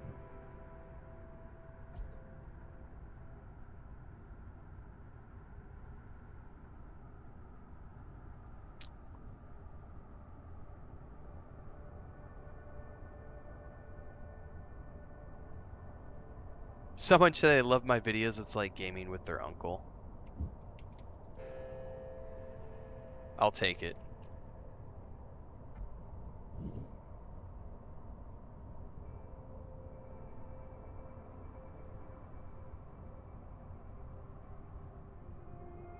I crossed 6,000 videos on my YouTube channel.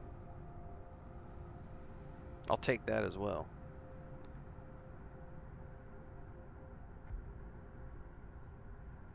Alright, here we go.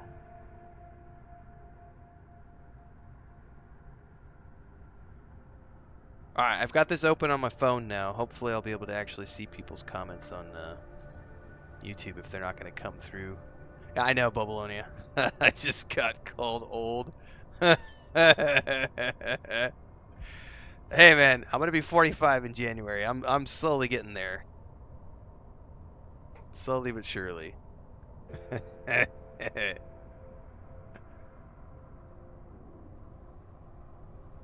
Alright, so I need to repair the launch thrusters and boosters. But technically only the launch thrusters, right?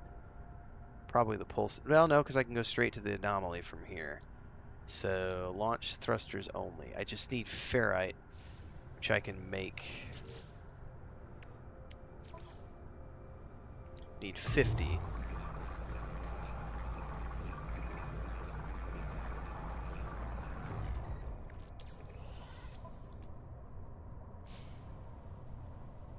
My first time doing this, everyone. My very first time attempting to take one of these ships and do something with it. Launch thruster. How do I repair it? Like, how do I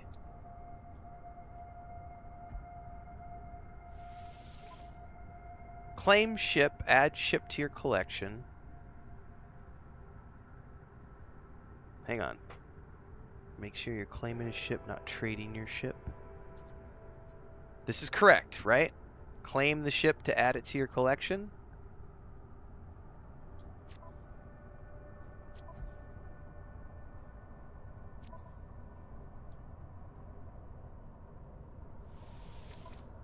Okay, claim ship. Okay, I've claimed it. I'm now in it. Okay. I need to repair the launch thruster. Component repaired. Component repaired. Okay, now I need to take off.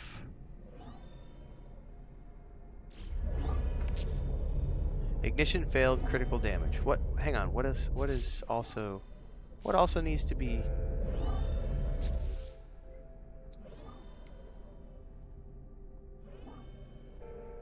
So I fixed the launch thruster. It's also telling me I got to repair the pulse engine. Provides space and atmospheric flight propulsion. I thought I only had to do the launch thruster, according to what YouTube was telling me. I was reading your guys' chat. Only need to repair the launch thruster, technically, says Brett. Well, that's not necessarily the case.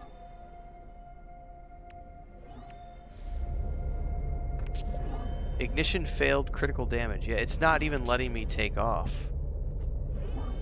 Yeah, I think I do need the pulse engines. Alright, hold on. That might be a little more work. Hermetic seal, metal plating.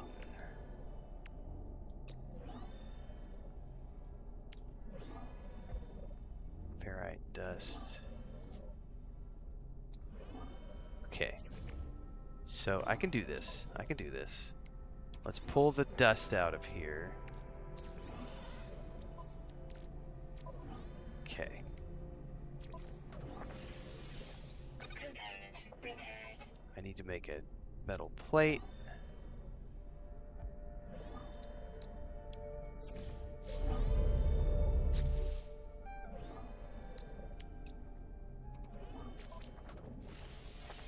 Component repaired. Technology repaired. Okay.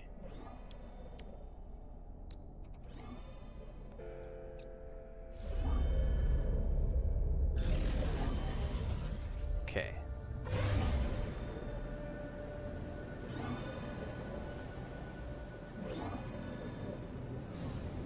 The interior looks so much different.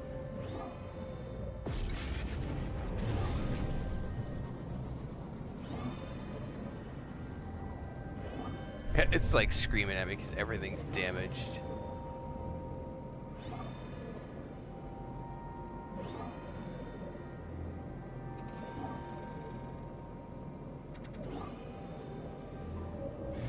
Okay.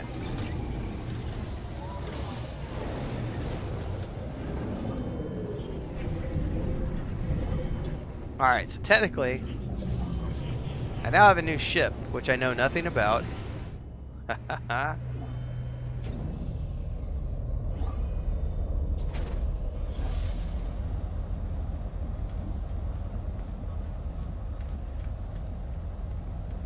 Interesting. So how do you compare your ships side by side? Is there a place I can do that? Is there a place where I can like look at my two ships side by side?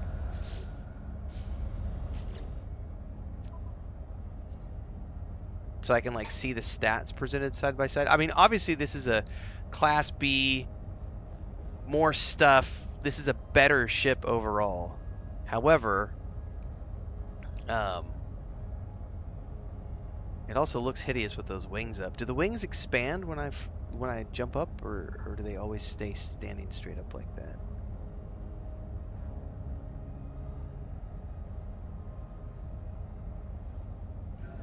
Oh, I didn't come here. I didn't come here to salvage, guys. I came here because I just needed a quick safe space, and the quest was pointing me in the right direction. Because I have a quest turn in here. I'm reading through comments here.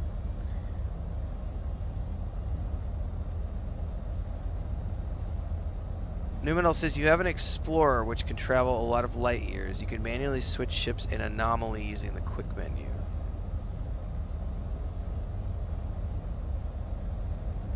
So this one can travel a lot? This is an explorer ship? Is that what you're saying? How do you know what a ship is? Hyperdrive range 143.1.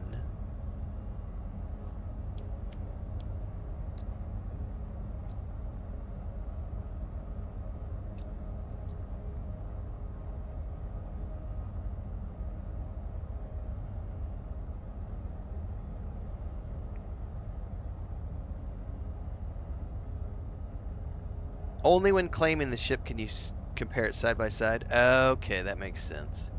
So this can go 143.1, and someone says you can summon.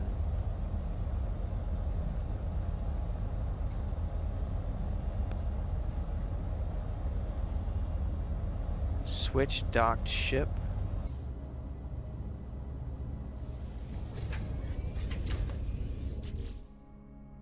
Okay, see the other one can go much further than this one.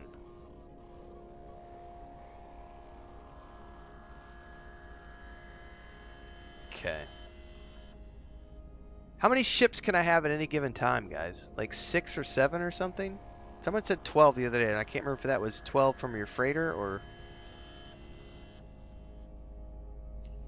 Noah Shimmy says if it's authenticated, can't you trade it for a discounted price? Falcon says you could trade it.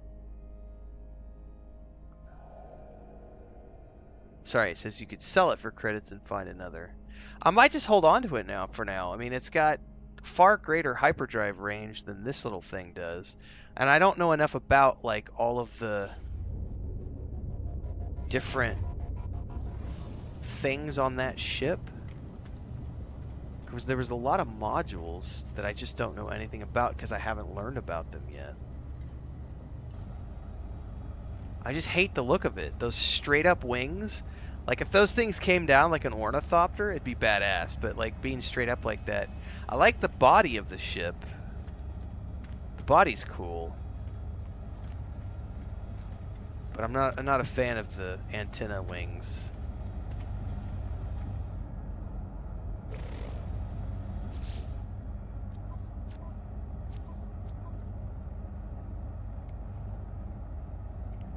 Take it out and see if the wings... Oh, that's a good point. I didn't actually check the third person.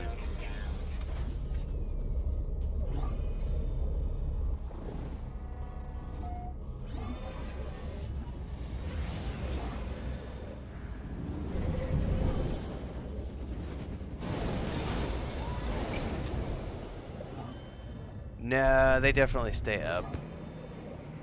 Boo!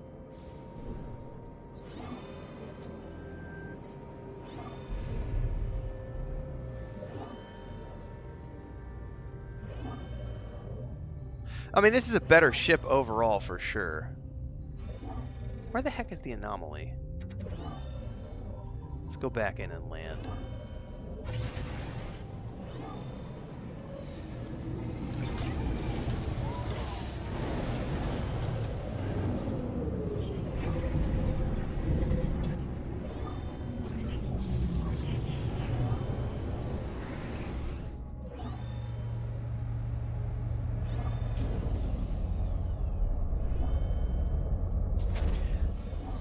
Korvax says, view the ship through the visor on the left. It shows you the class, slots, and price.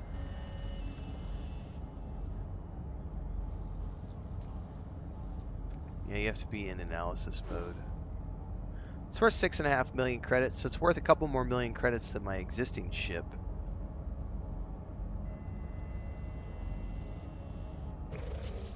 It just needs a ton of work is the problem.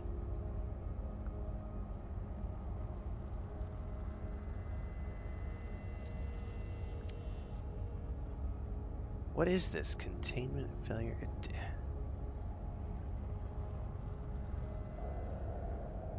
Repairing this damage will free up the slot for general inventory use.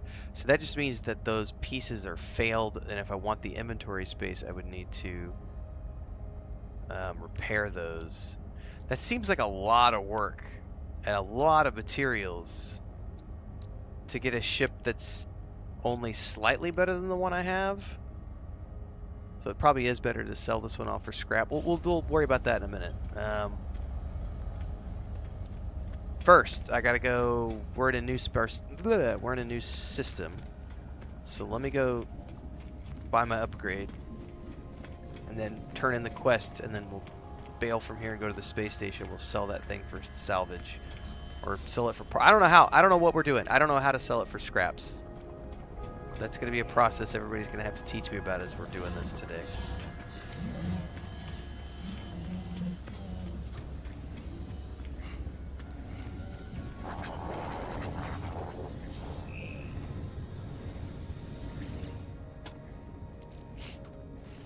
I want to get another 100,000. Holy shit, it's expensive now.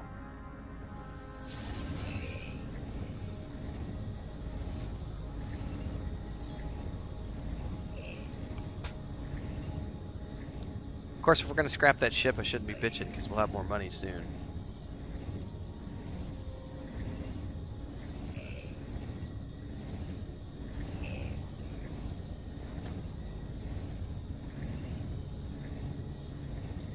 You can sell the script. What's better, selling the ship or scrapping it for parts, guys?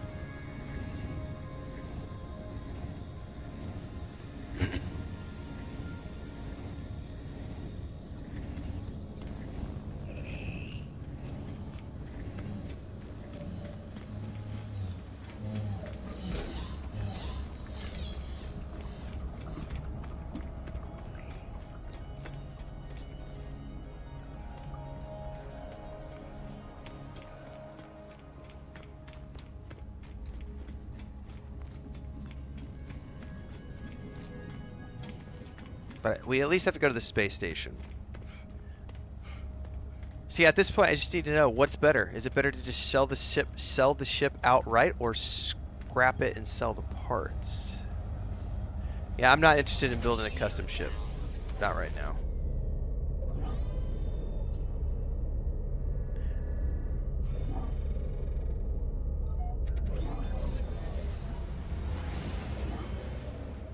Sounds to me like the easiest option is just sell the ship.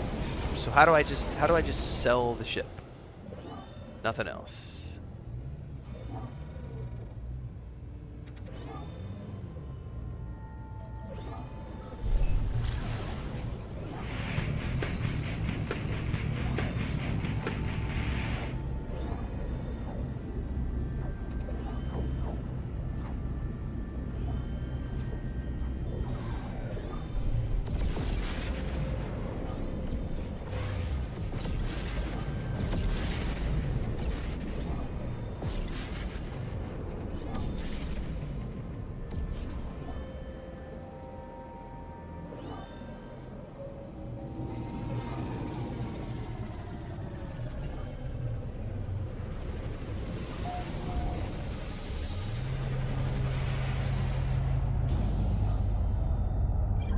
Terminal in the back of the space station, everybody says.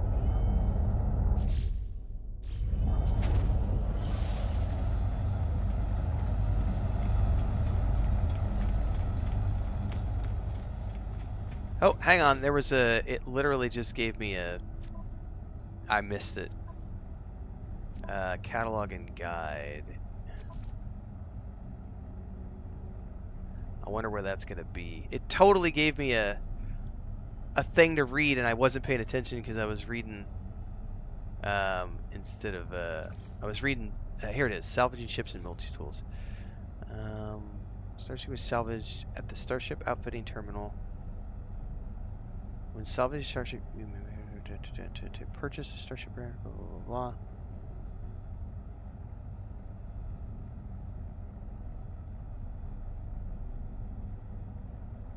Well, we're gonna find out what all this means here in a second. You guys said there's a terminal at the back of the space station. Why is it showing me a scrap dealer? What's that mean?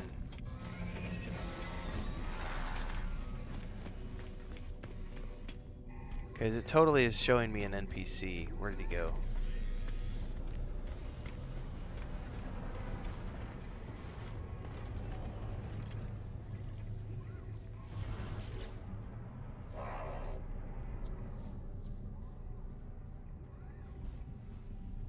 They're just selling stuff. Okay.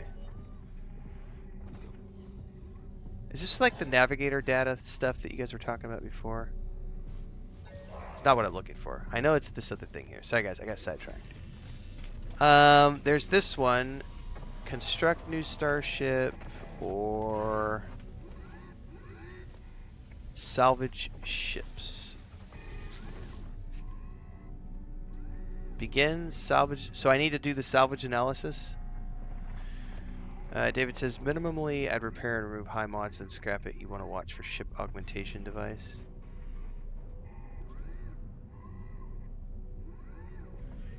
Yeah, I haven't really seen anything that I wanted to keep from it. You said I'm looking for a ship augmentation? I don't know what that means.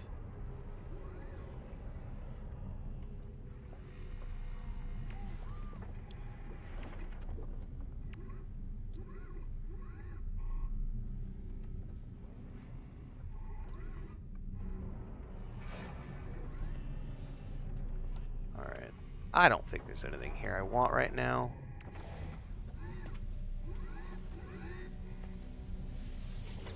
Alright. Begin salvage analysis. Claim scrap worth 1.4 million credits. Yes.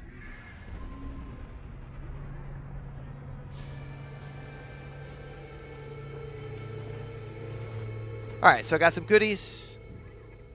And I'm back to my base ship. Alright. Thanks, everybody. That's what I was looking for. I appreciate it. Lots of tips. Falcon says, not this guy on the station, the other one on the ground floor. Yeah, there was... That was my confusion. It was just a salvage guy. So how do I... I don't think I can upgrade. What's an augmentation, guys? Augment inventory storage, improve storage, or free storage.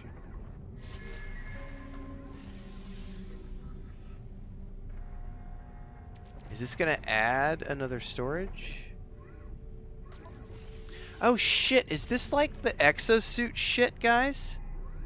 How come I didn't know about this before? Like, have I been able to do this ever since the beginning of the game and I just didn't know about it because I wasn't paying attention? Like, am I able to add more tech slots and more cargo slots like you can with the exosuit at every space station?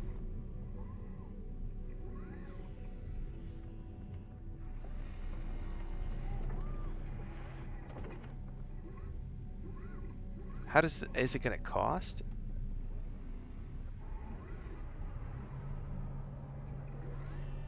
This is crazy. All right, but you have to have an augmentation from scrapping a ship or from somewhere else, right?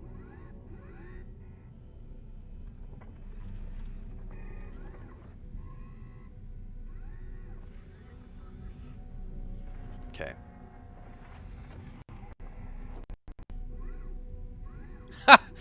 Yes, no. We're getting conflicting answers on YouTube. This is hilarious.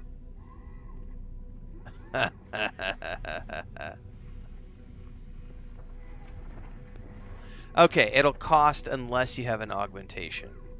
Okay, this makes sense. All right, thank you guys. I appreciate it. All right.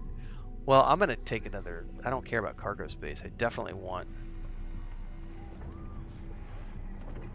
one of those.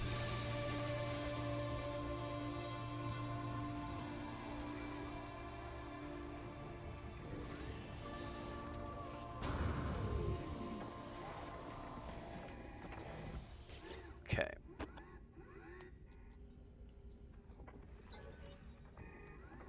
So you can only do it once. Okay. Gets very expensive. Oh, I don't doubt it. It's like 10,000 nanites to like increase my class. I think I need to grab the exosuit upgrade off of this station too.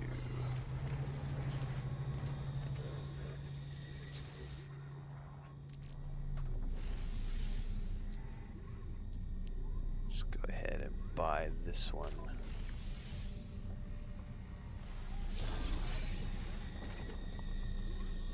That way we've got the 4 around the upgrade module.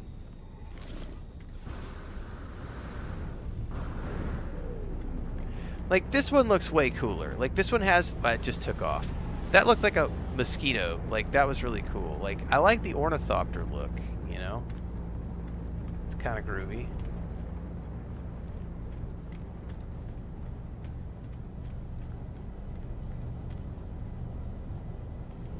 Oh, I should have some stuff in my inventory from scrapping. Oh, yeah, I do. Hyperdrive module, pulse engine module. I could also install those if I wanted to.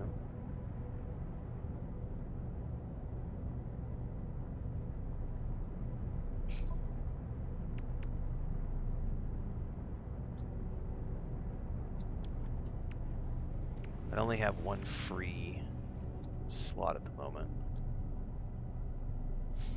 I'm gonna hold on to those for now. Oh, you know what? I need to put this in my inventory. I had this fucking ammo. I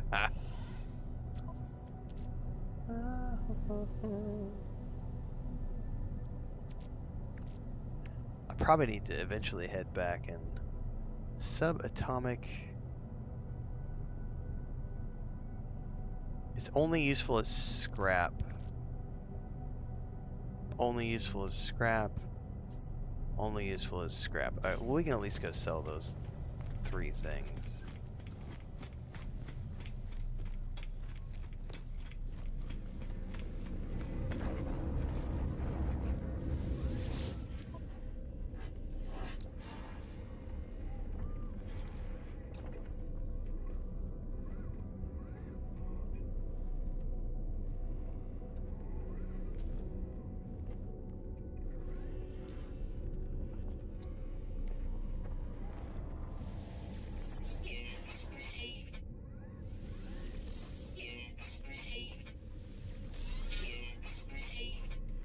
I'll sell the sweet root. I don't need to do any crafting right now.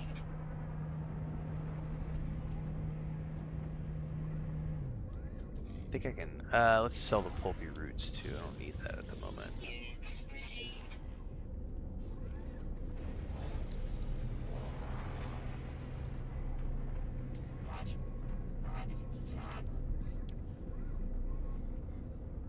Okay.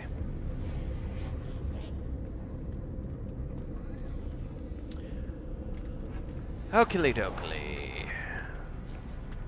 Alright, now I have something else I want to work on before I turn in the quest here.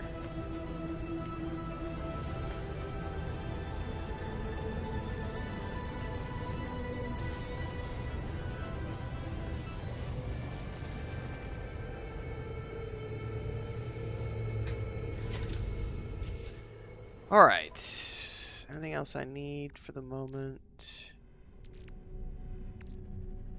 Extract components. Extract components. Ooh, never seen that before.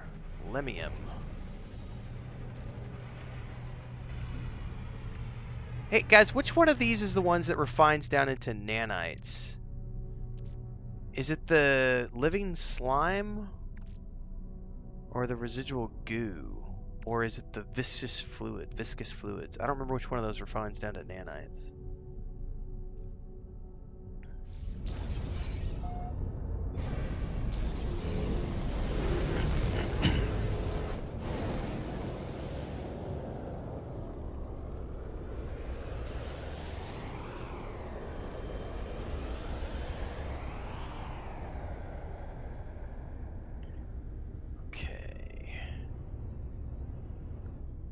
We've landed there.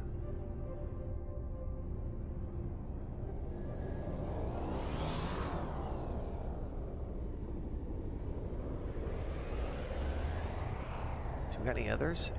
I should actually probably check to see.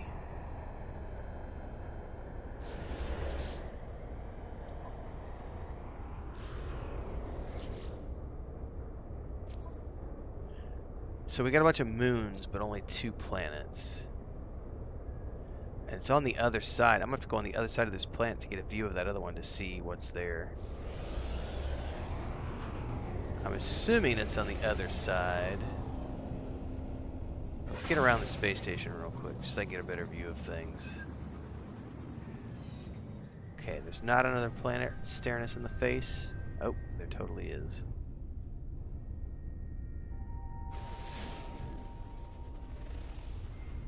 What is a Heimel planet?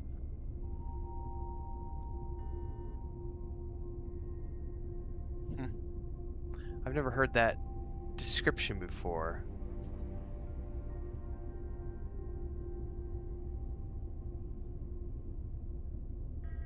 Huh. Well, neither one of these. Uh-oh, I might have just got DC'd.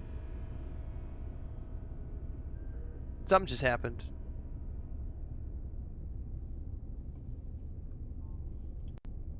Something froze. Yep, looks like the game crashed. That's interesting. Well, that's a perfect time for me to take a bio in any case. And someone can answer the question for me. What did that type of planet mean? I've never seen one of those before. Let's go ahead and get this back loaded up. And then I'm going to duck out and take a bio. I'll be right back.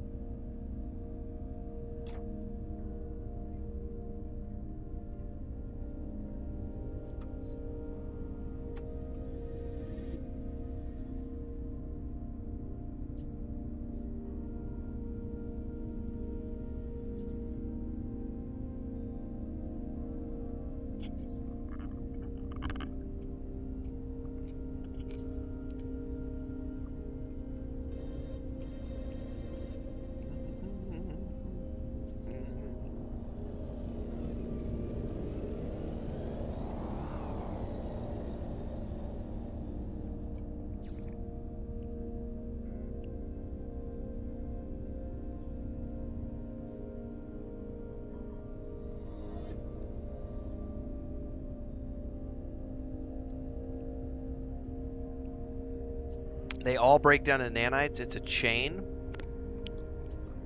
Okay.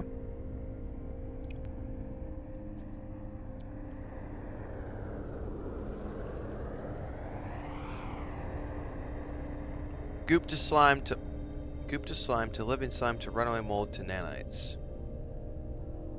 Okay, perfect. Alright, awesome. Thank you guys.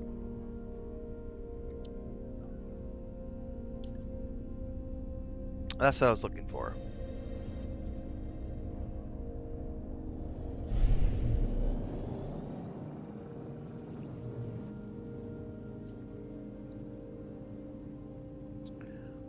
I don't want to get involved in any combat. Let's go back. I think we have a, hang on, what's that? That's worth credits though, right?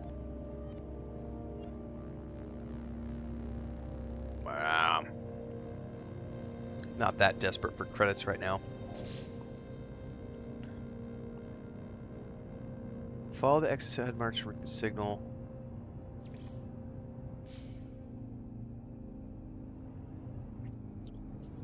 Alright, that wants me to go to the planet.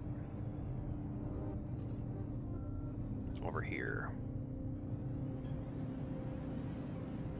Signal echo. Warning. Threat detected.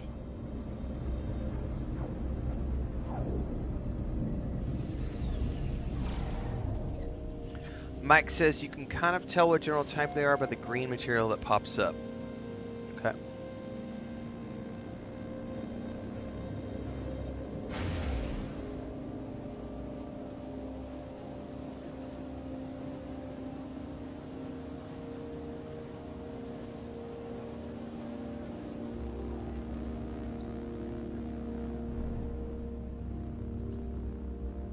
Okay, we've got a signal here.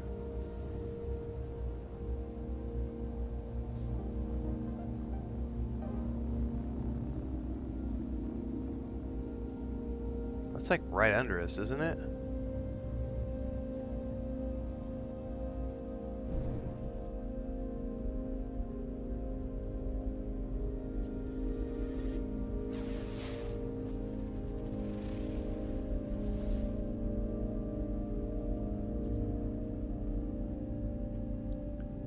Yeah, that's like right underneath us. All right, let's go ahead and land. Ah, it's not gonna let me land here.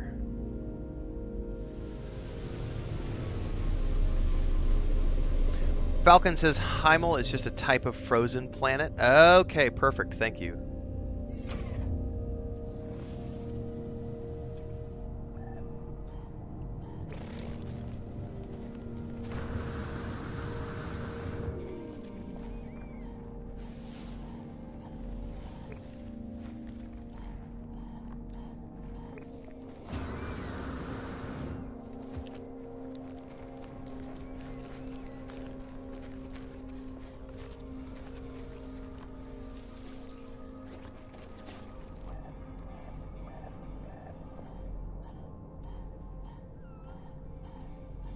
Really?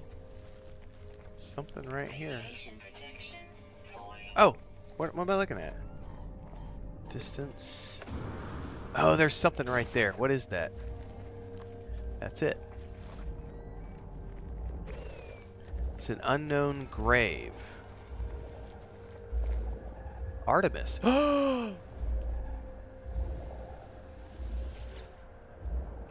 I approach the source of the signal. Hologram appears. It is Artemis, but there is only silence, the slow pulse of cosmic noise in the signal. What the hell? Artemis has been talking to me. How can he be dead? Unless we're talking to an iteration of Artemis. That would make total sense. Somehow we're spoken to like we've spoken to a fragment of him. All right, who is there? If Artemis can hear me, they make no sign. The hologram just stares. It's strange, but I feel a sense of deja vu as if I've been here before right at this moment. Ask where they are. As I move closer, the Artemis projection begins to speak, their words punctuated by a strange static. They came. Watch closely. Machines, murderers, against the... The voice falls silent. The projection looks at me. Something is very wrong.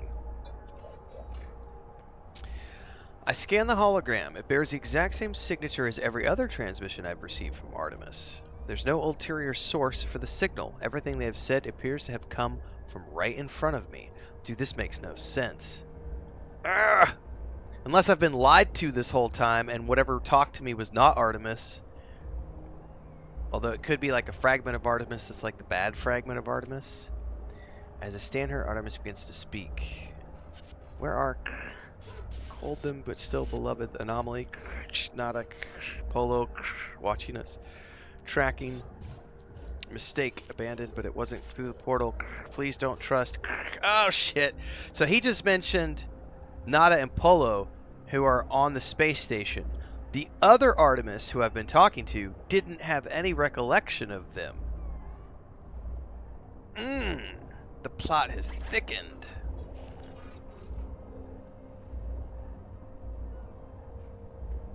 Brett's like, dun dun dun. Comfort Artemis. The projection fizzles away to mere static. The echo is all that is left of the entity known as Artemis, a grave of glitched data trapped in a sunless reality. My friend is dead. Perhaps they were never alive. I must tell Apollo what I have seen.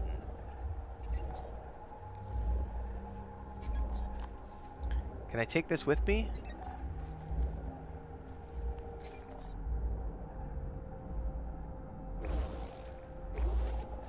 Scan for a hollow terminus.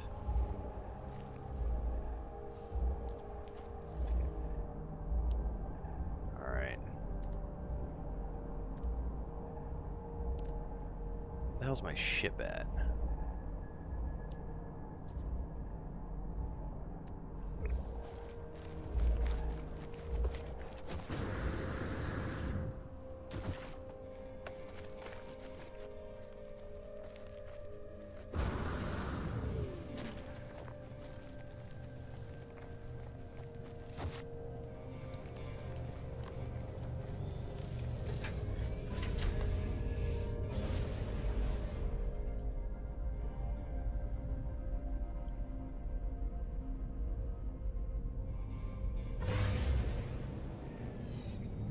Ooh, this is another crashed ship.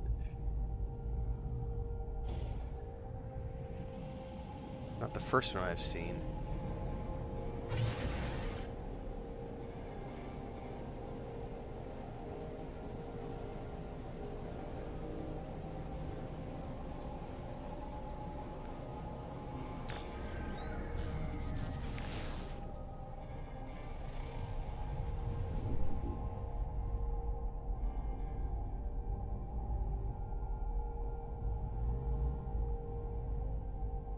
Approximate location. Hang on. Is there any structures around here? I don't want to have to go run for like 1,000 meters after I land here because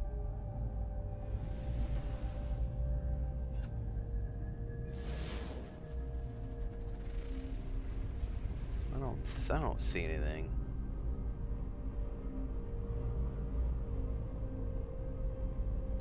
Check the other side of the ridge.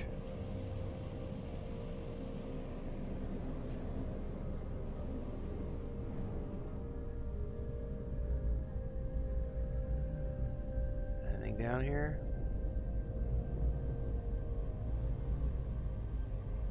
Oh, there's a structure right there. I bet it's that structure.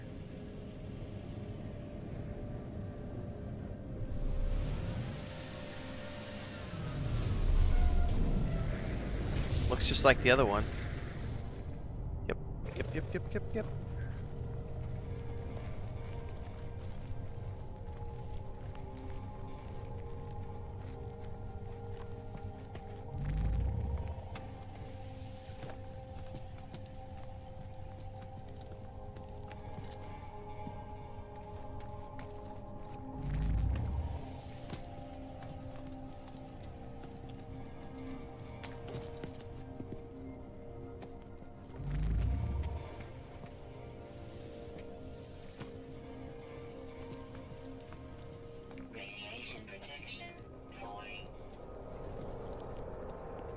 Alright, Apollo.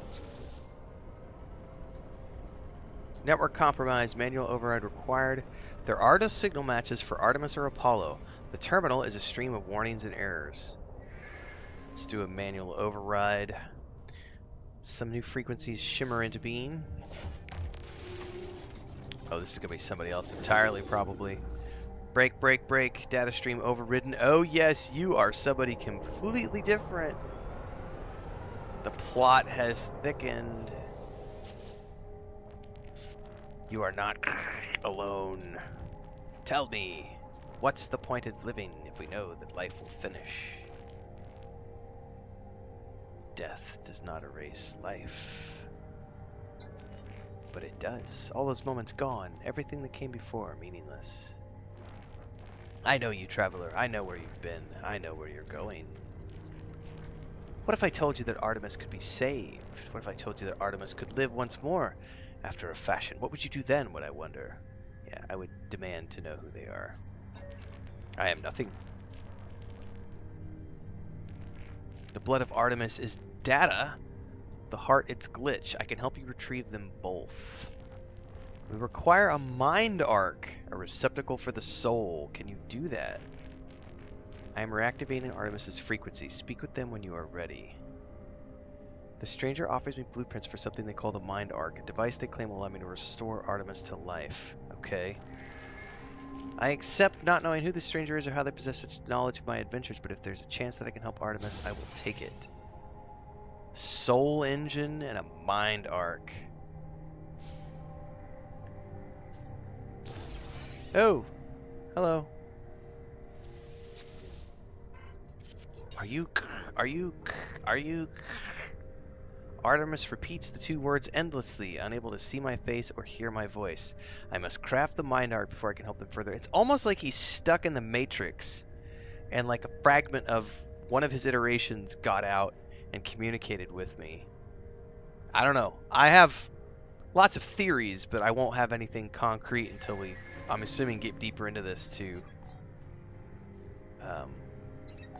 rescue him. Does this, like, teleport me down? No, this is just the ladder. Never mind. Herpa-derpa! Where's my ship?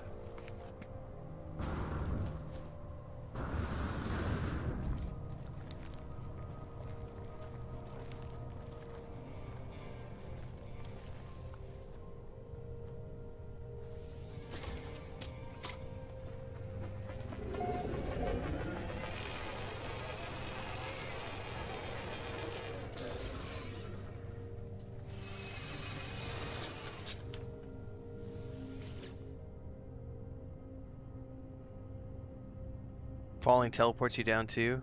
It's a quick teleport for sure.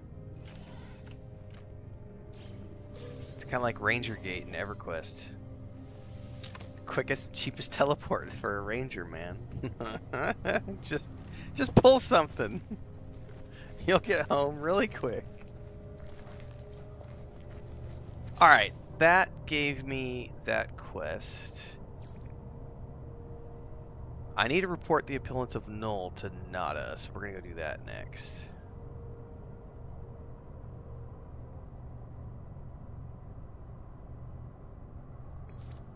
We have 3 different quests we can basically complete that are all along the main quest.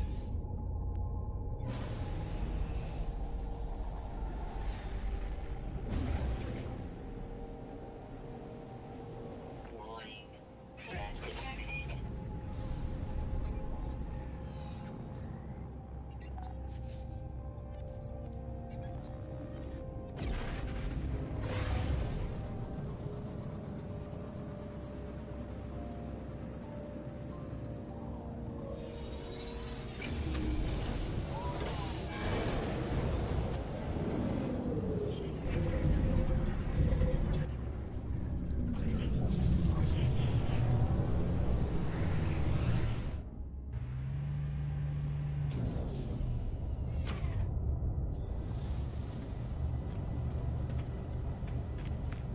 Alright, we're gonna go talk to her and do the turn in.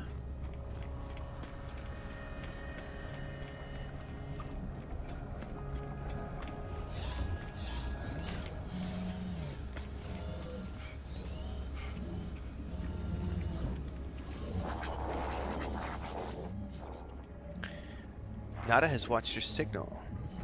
Nada has seen the other entity. The other entity is old. Older than Nada. Older than our home. Nada feels them watching. Alright, let's ask about Null. Nada asks the other entity, are they a first or they are last? Missing entity chose not to answer. They have ignored us. Apollo entity ignores us too, ignores the travelers. Such is their pattern. It is valid. Nada understands. I don't understand! Continuing Null's plans. Polo holds coordinates for black holes and Atlas stations. Trevor's Helios and Ares supply nanites.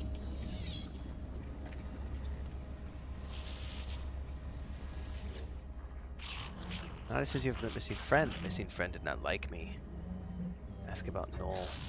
They are not like me or Nada. They have freedom, like all of you traveler friends, but they do not share the sights they see. They hoard them. They are jealous. Polo does not approve.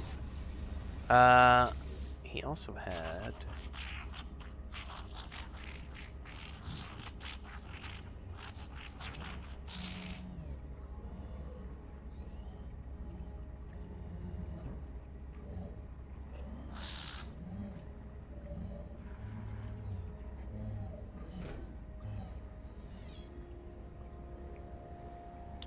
Ask for Atlas Station coordinates.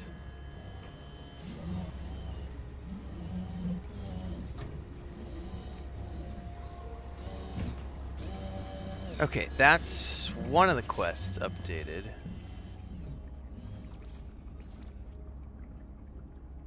Construct the Mind Arc.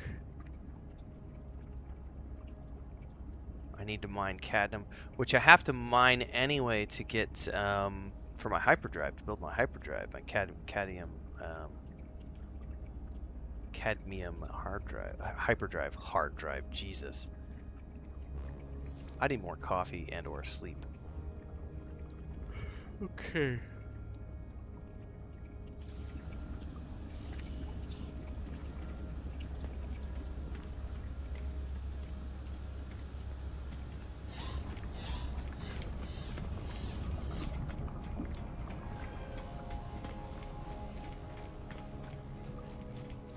So, strangely enough, this anomaly seems to be devoid of, like, other players. Is that because I'm so far out in the middle of nowhere? Like, there's nobody out here? In which case, this might be a really good place for me to do my exploration to try to find my, next planet. Alright, I'm gonna... There's a subspace scan in progress. Warning. Threat detected. Hostile ships approaching. Alright, I'm not giving it a choice.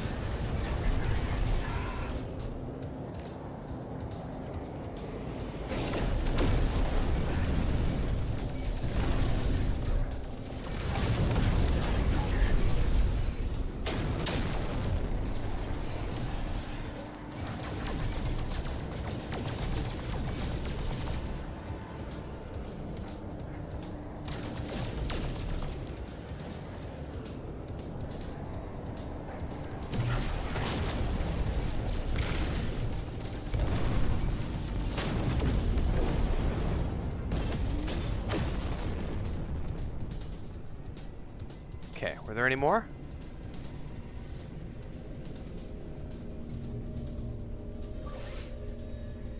Technology recharge. We good? I think we're good. We're just a low traffic server. Says Brett. No, the multiplayer's on. Return to the Atlas interface.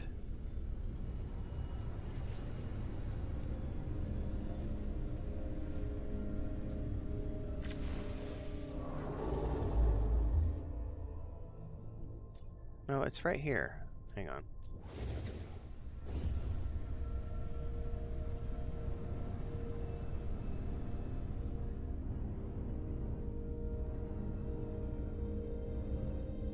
I've got a strange icon up over here. What is that? Where did it go?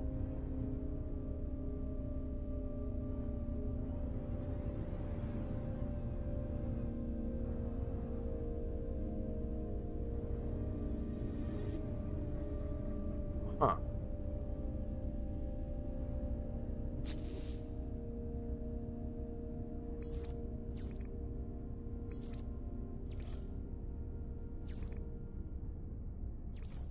Return to the Atlas interface. While in space, access the galaxy map. Systems Atlas stations are marked with a special icon.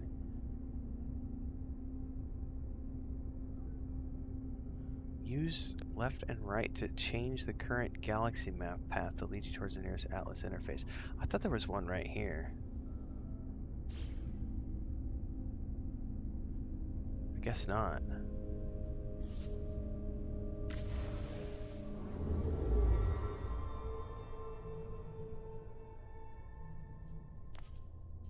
Path selected, galactic core. Free explore, black hole. Path selected, Atlas station. What does that mean?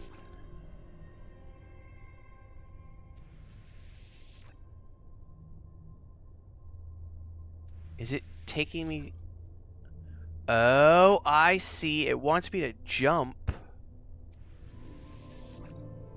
between these systems to eventually make my way over here to this one, which is where it's located. Holy shit, that's a bit of a journey.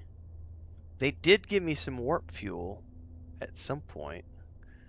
Good thing is that this would allow me to explore, theoretically, other systems where I might be able to find a planet to build my next outpost on. Okay, I understand. I think I understand what I'm supposed to do now. I'm supposed to jump system to system.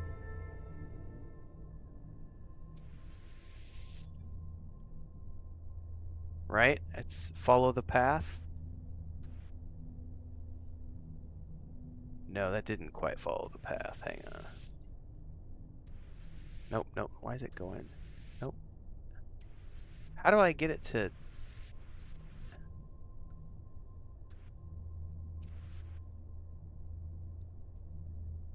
I may have to go free look mode. Because it wants me to go here. There we go. There we go. Time to warp. Yeah, it's definitely at least a few jumps, Brett. Just a few.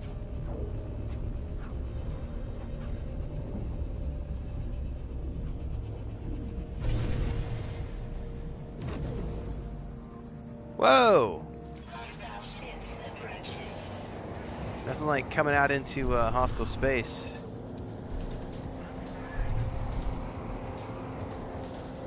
I'm not really in the mood to take out pirates, but okay.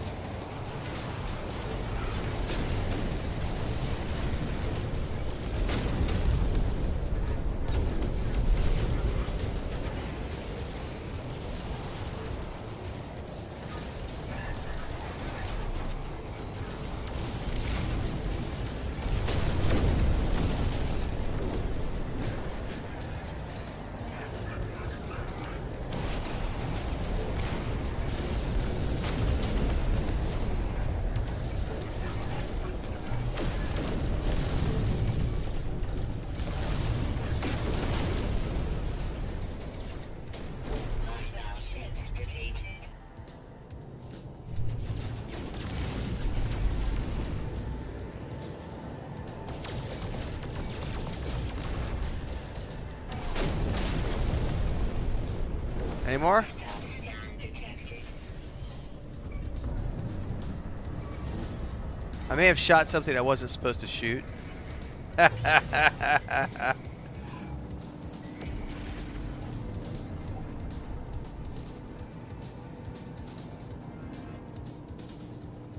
I may have shot a sentinel down by accident, I think.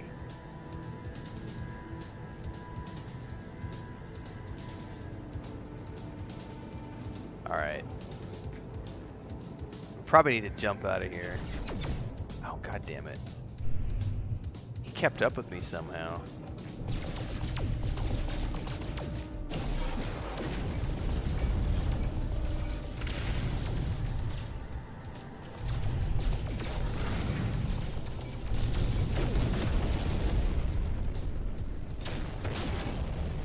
Can we get out of here?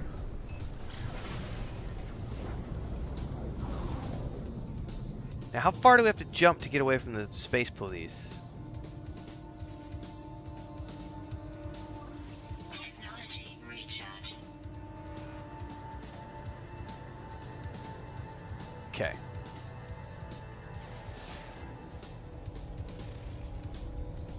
That's a bleak planet. Unmapped. There's definitely something beyond it.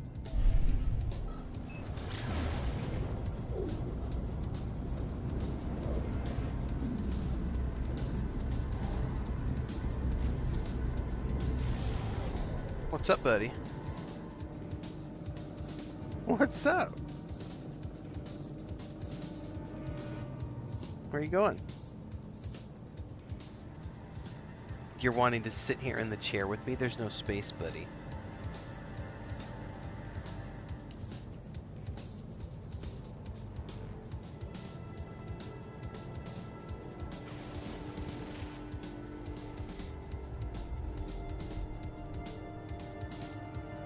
Oh, is that scan gonna take a bit to get there?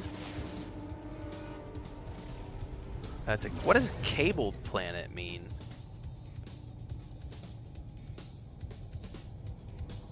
Alright, hang on, I gotta let that cat out. Smeagol's gonna scratch at the door.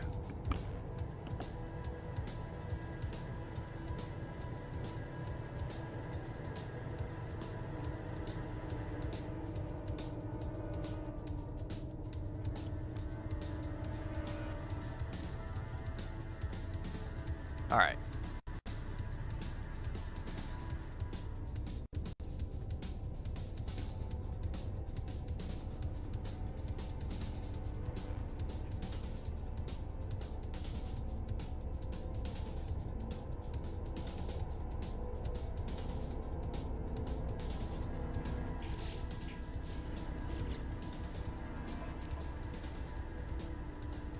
There's a whole bunch of unknown planets here. I should probably check all these because I want to see if I can't find a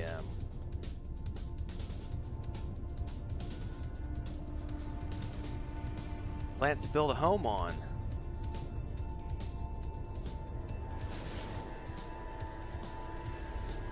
Blighted planet? That doesn't sound good.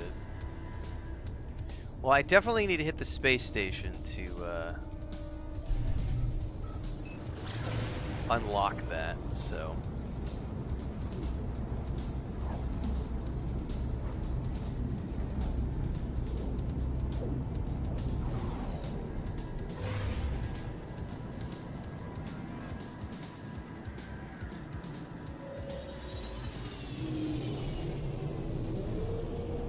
And we can get the upgrade while we're here.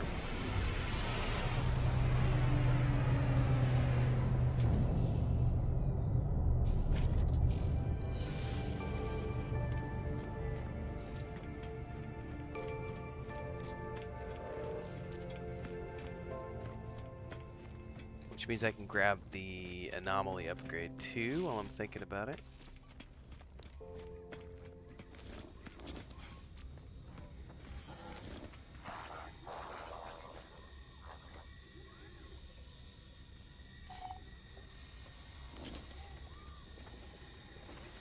Come on. Okay.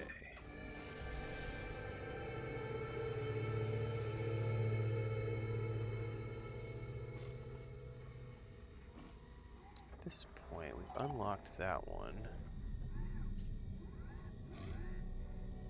Might as well just start working our way down.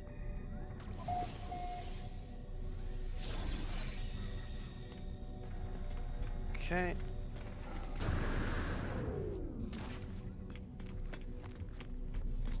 Let's go grab the Anomaly upgrade.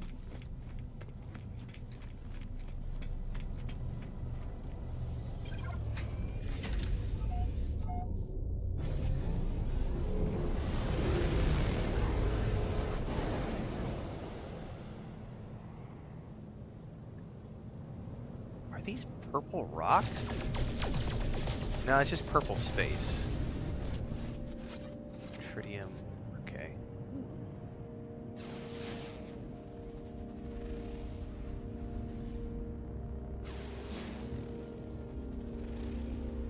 Mutated planet.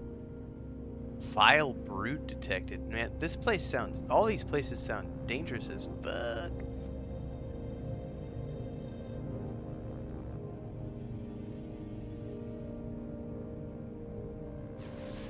Oh, we've already scanned that one. Alright. I don't think there's anything here that I need. Let's just grab the Anomaly.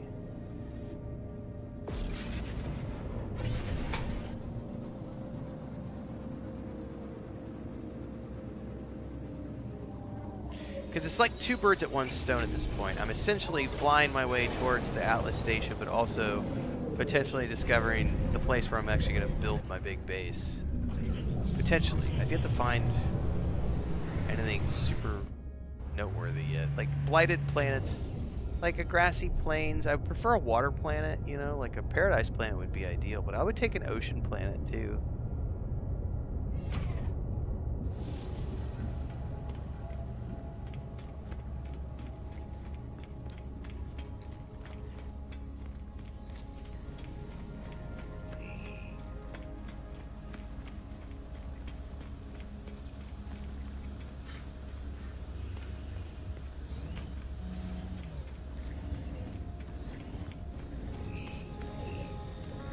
Give me your exosuit upgrade, sir.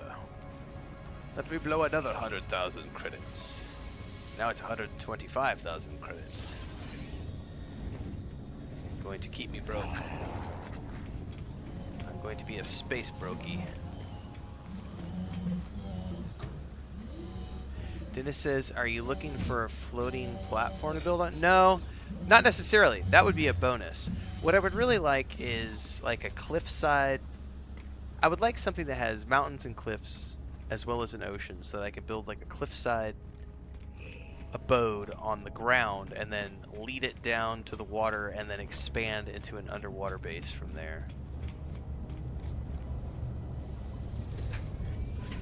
If I, in the interim, find a planet with floating islands, that'll be...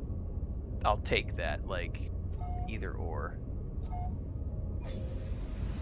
So I can always build more than one base.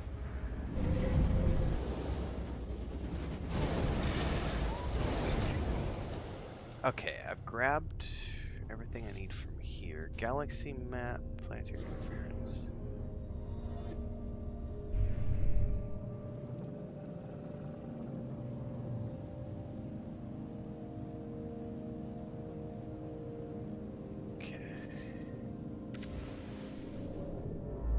Alright, back to the Atlas station route.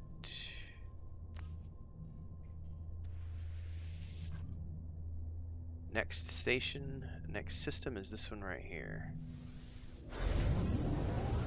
Falcon says there's a quest line that gives you some of the aquatic tech. Perfect. That'll be something I want to work on at some point. Bert says yellow star system is usually best for paradise planets. Okay.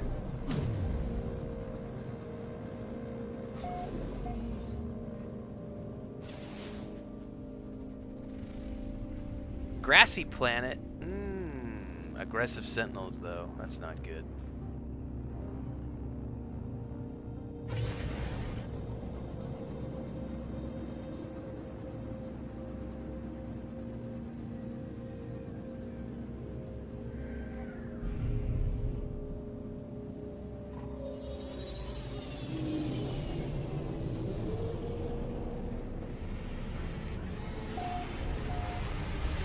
What's up, Lord of the Apes? Yeah, no, that's one of the things I'm working on. Is just exploring.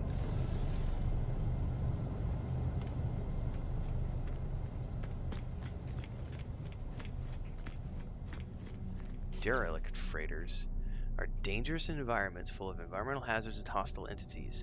They contain a lot of valuable salvage as well as special items that can be exchanged by the space station for nanites or standing. To find a derelict freighter, purchase an emergency signal scanner. Yeah, that's that's not today. We're not doing that today.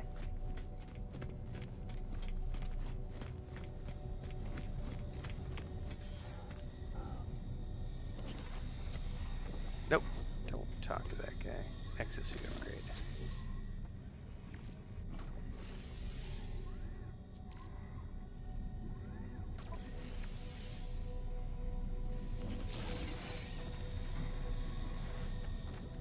Okay, let's go grab the space anomaly.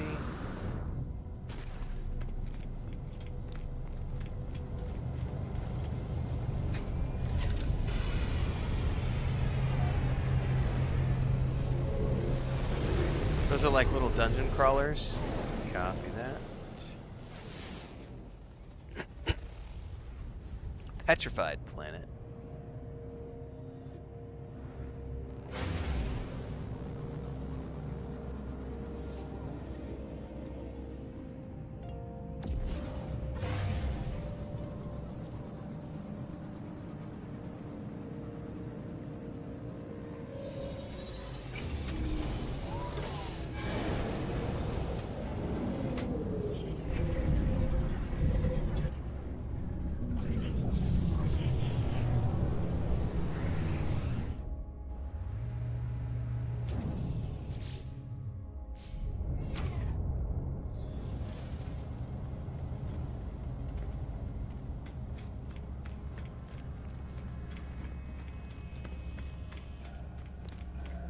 One of these days, we'll get there.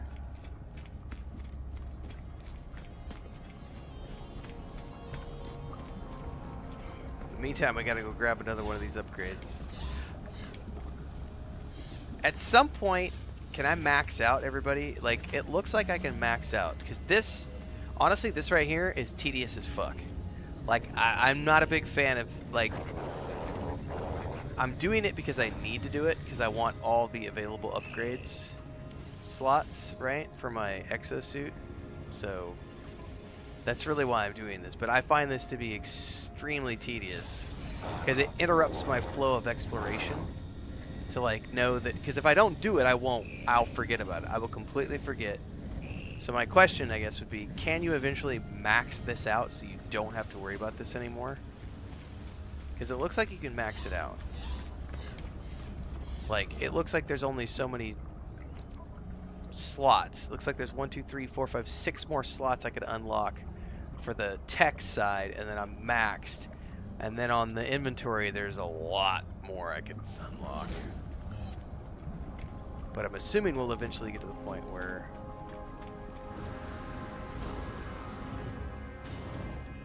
you can't do anymore, and we can ignore this part of the jump in, jump out, go to the station, go to the anomaly, grab the things before you can explore.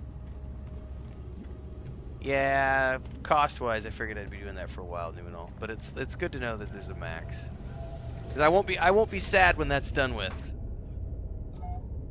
It's not gonna upset me at all if I can get past this part.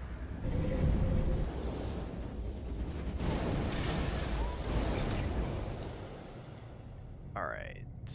What was the planet beyond it?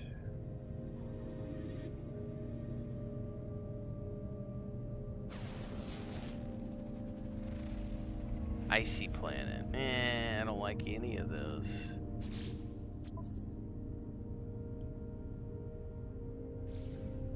There's 3 in a row, and then out here somewhere is another one. No! Oh, shit.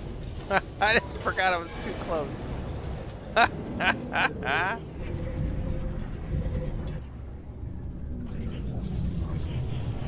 got sucked right back in.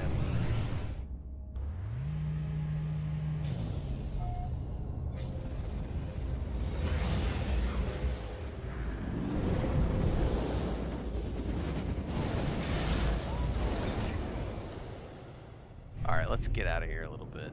Let's go to the next system.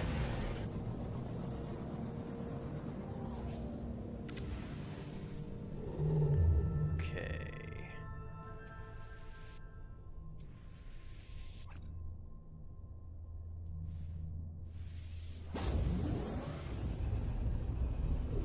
One more station to go. One more jump to go. One more warp jump and we'll be at our destination.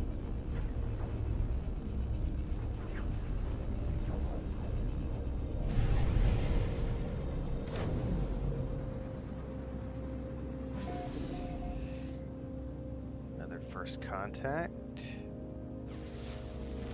There's a moon. A fiery moon. That sounds interesting. A shattered planet, okay.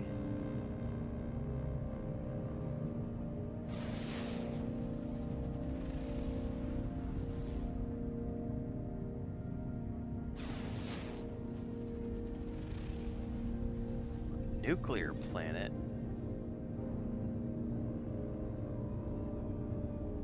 All sorts of weird options.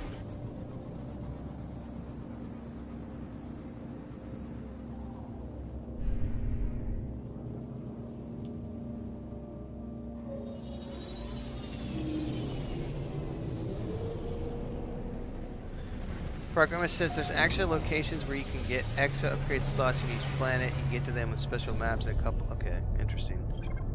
Takes more time. You got to visit the planets. Oh, I don't have a problem spending credits. It's just a. The question would be just. The completionist in me cannot visit a system without visiting the station and the Anomaly, knowing that I have 2 upgrades that I could grab. That's the completionist inside me. However, there's also the part inside of me that says I'm sick and tired of having to go to the space stations, the anomalies, every single time I warp in somewhere just to grab something. Because it interrupts that flow of exploration. And I could choose to ignore it, but then I won't remember to go back. And it will nag at me and nag at me and nag at me that I didn't get the upgrades when I was there. It's totally an internal thing on my end.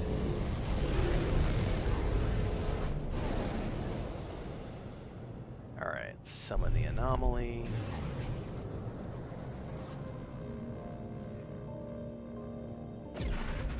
Grab the anomaly and we'll make our final jump to the Atlas station planet. Ooh, I'm gonna crash. I'm gonna crash. Take me in. Oh, you're not gonna take me in? You've got to be kidding me. This is the first time this has happened. Suck me into the hole.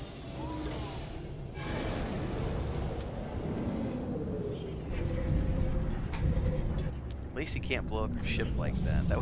That would suck.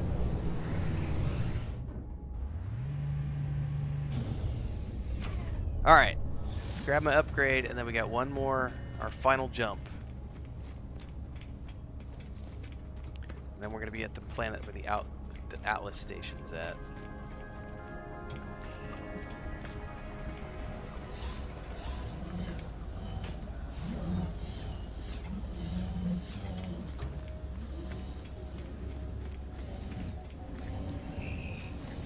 Oops, didn't mean to talk to you.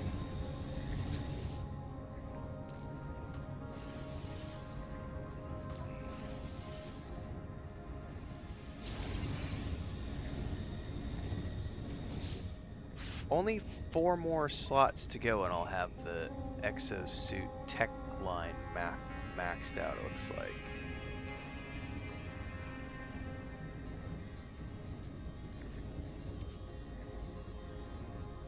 Which will be nice.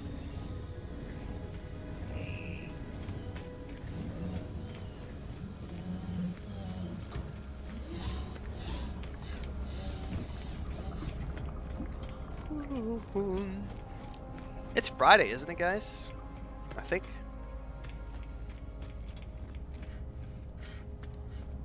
Chris and I should be finishing up season 3 of Dexter tonight. She's never seen it.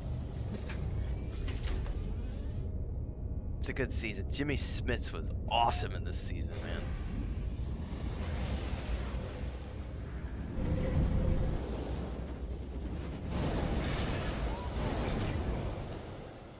All right, final jump.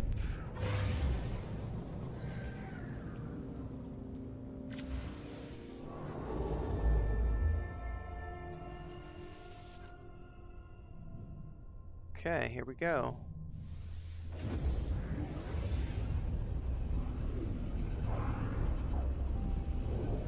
Oh, I'll fill up the tech slots later. Like, I'm not worried about filling them up with things at the moment. I just want to unlock them all.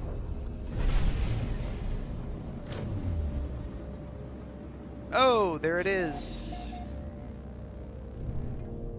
Slow it up. Hold up. We got other stuff to check out here.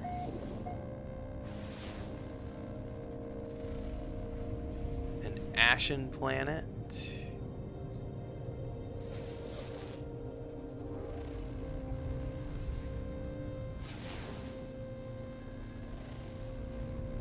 Bountiful planet. What is a bountiful planet, guys? Is that like a paradise planet or something? It's got ancient bones, star bulb, copper. I've just never seen that title, so I don't know what all these things mean. Wow, the space is really beautiful here.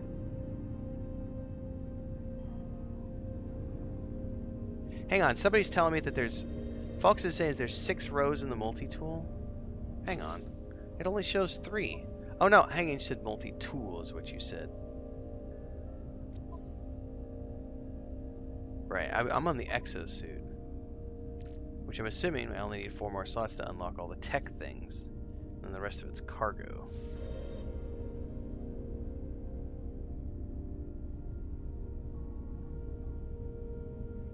Okay.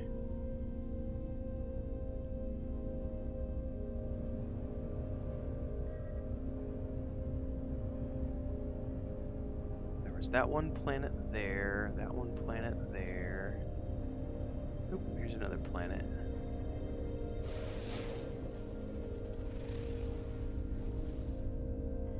Frostbound planet.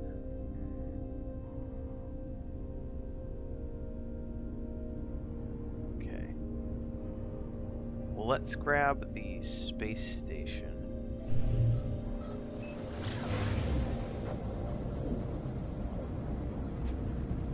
You get more in the exosuit as well, says Falcons. Damn. It'll begin to scroll down, says Nominal. Oh, shit. Never mind. Okay. I think the entrance is on the other side of this one.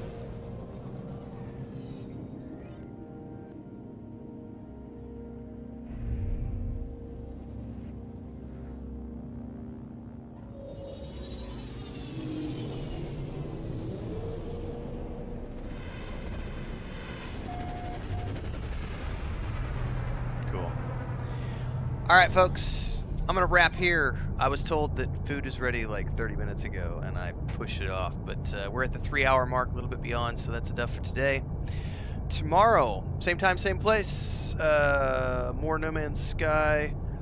I am also going to be doing some Enshrouded over the weekend. Getting in to check out the update for the Mage, and putting together a video for next week. What I might do is Sunday. I might stream Enshrouded on Sunday. We'll see. But tomorrow we'll be doing some more No Man's Sky, I believe, will be the plan. 11 a.m. Central Time, same place, multi-streaming. If you're tuning in for the first time today and you happen to be watching over on Twitch, thank you so much. We're building up our Twitch channel this year. But don't forget that the day-to-day stuff happens on YouTube, so all the game guides, reaction videos, and stuff take place over there. To those of you who support to keep me on the air full time, thank you very much. Bits, cheers, and subscriptions on Twitch. If you can donate, support, you can do super chats and memberships on YouTube. Don't forget the Patreon. Get a copy of my latest book with the links down below over at Amazon. See everybody tomorrow. Thanks so much for being here. Thanks for the tips. Helping me get around today.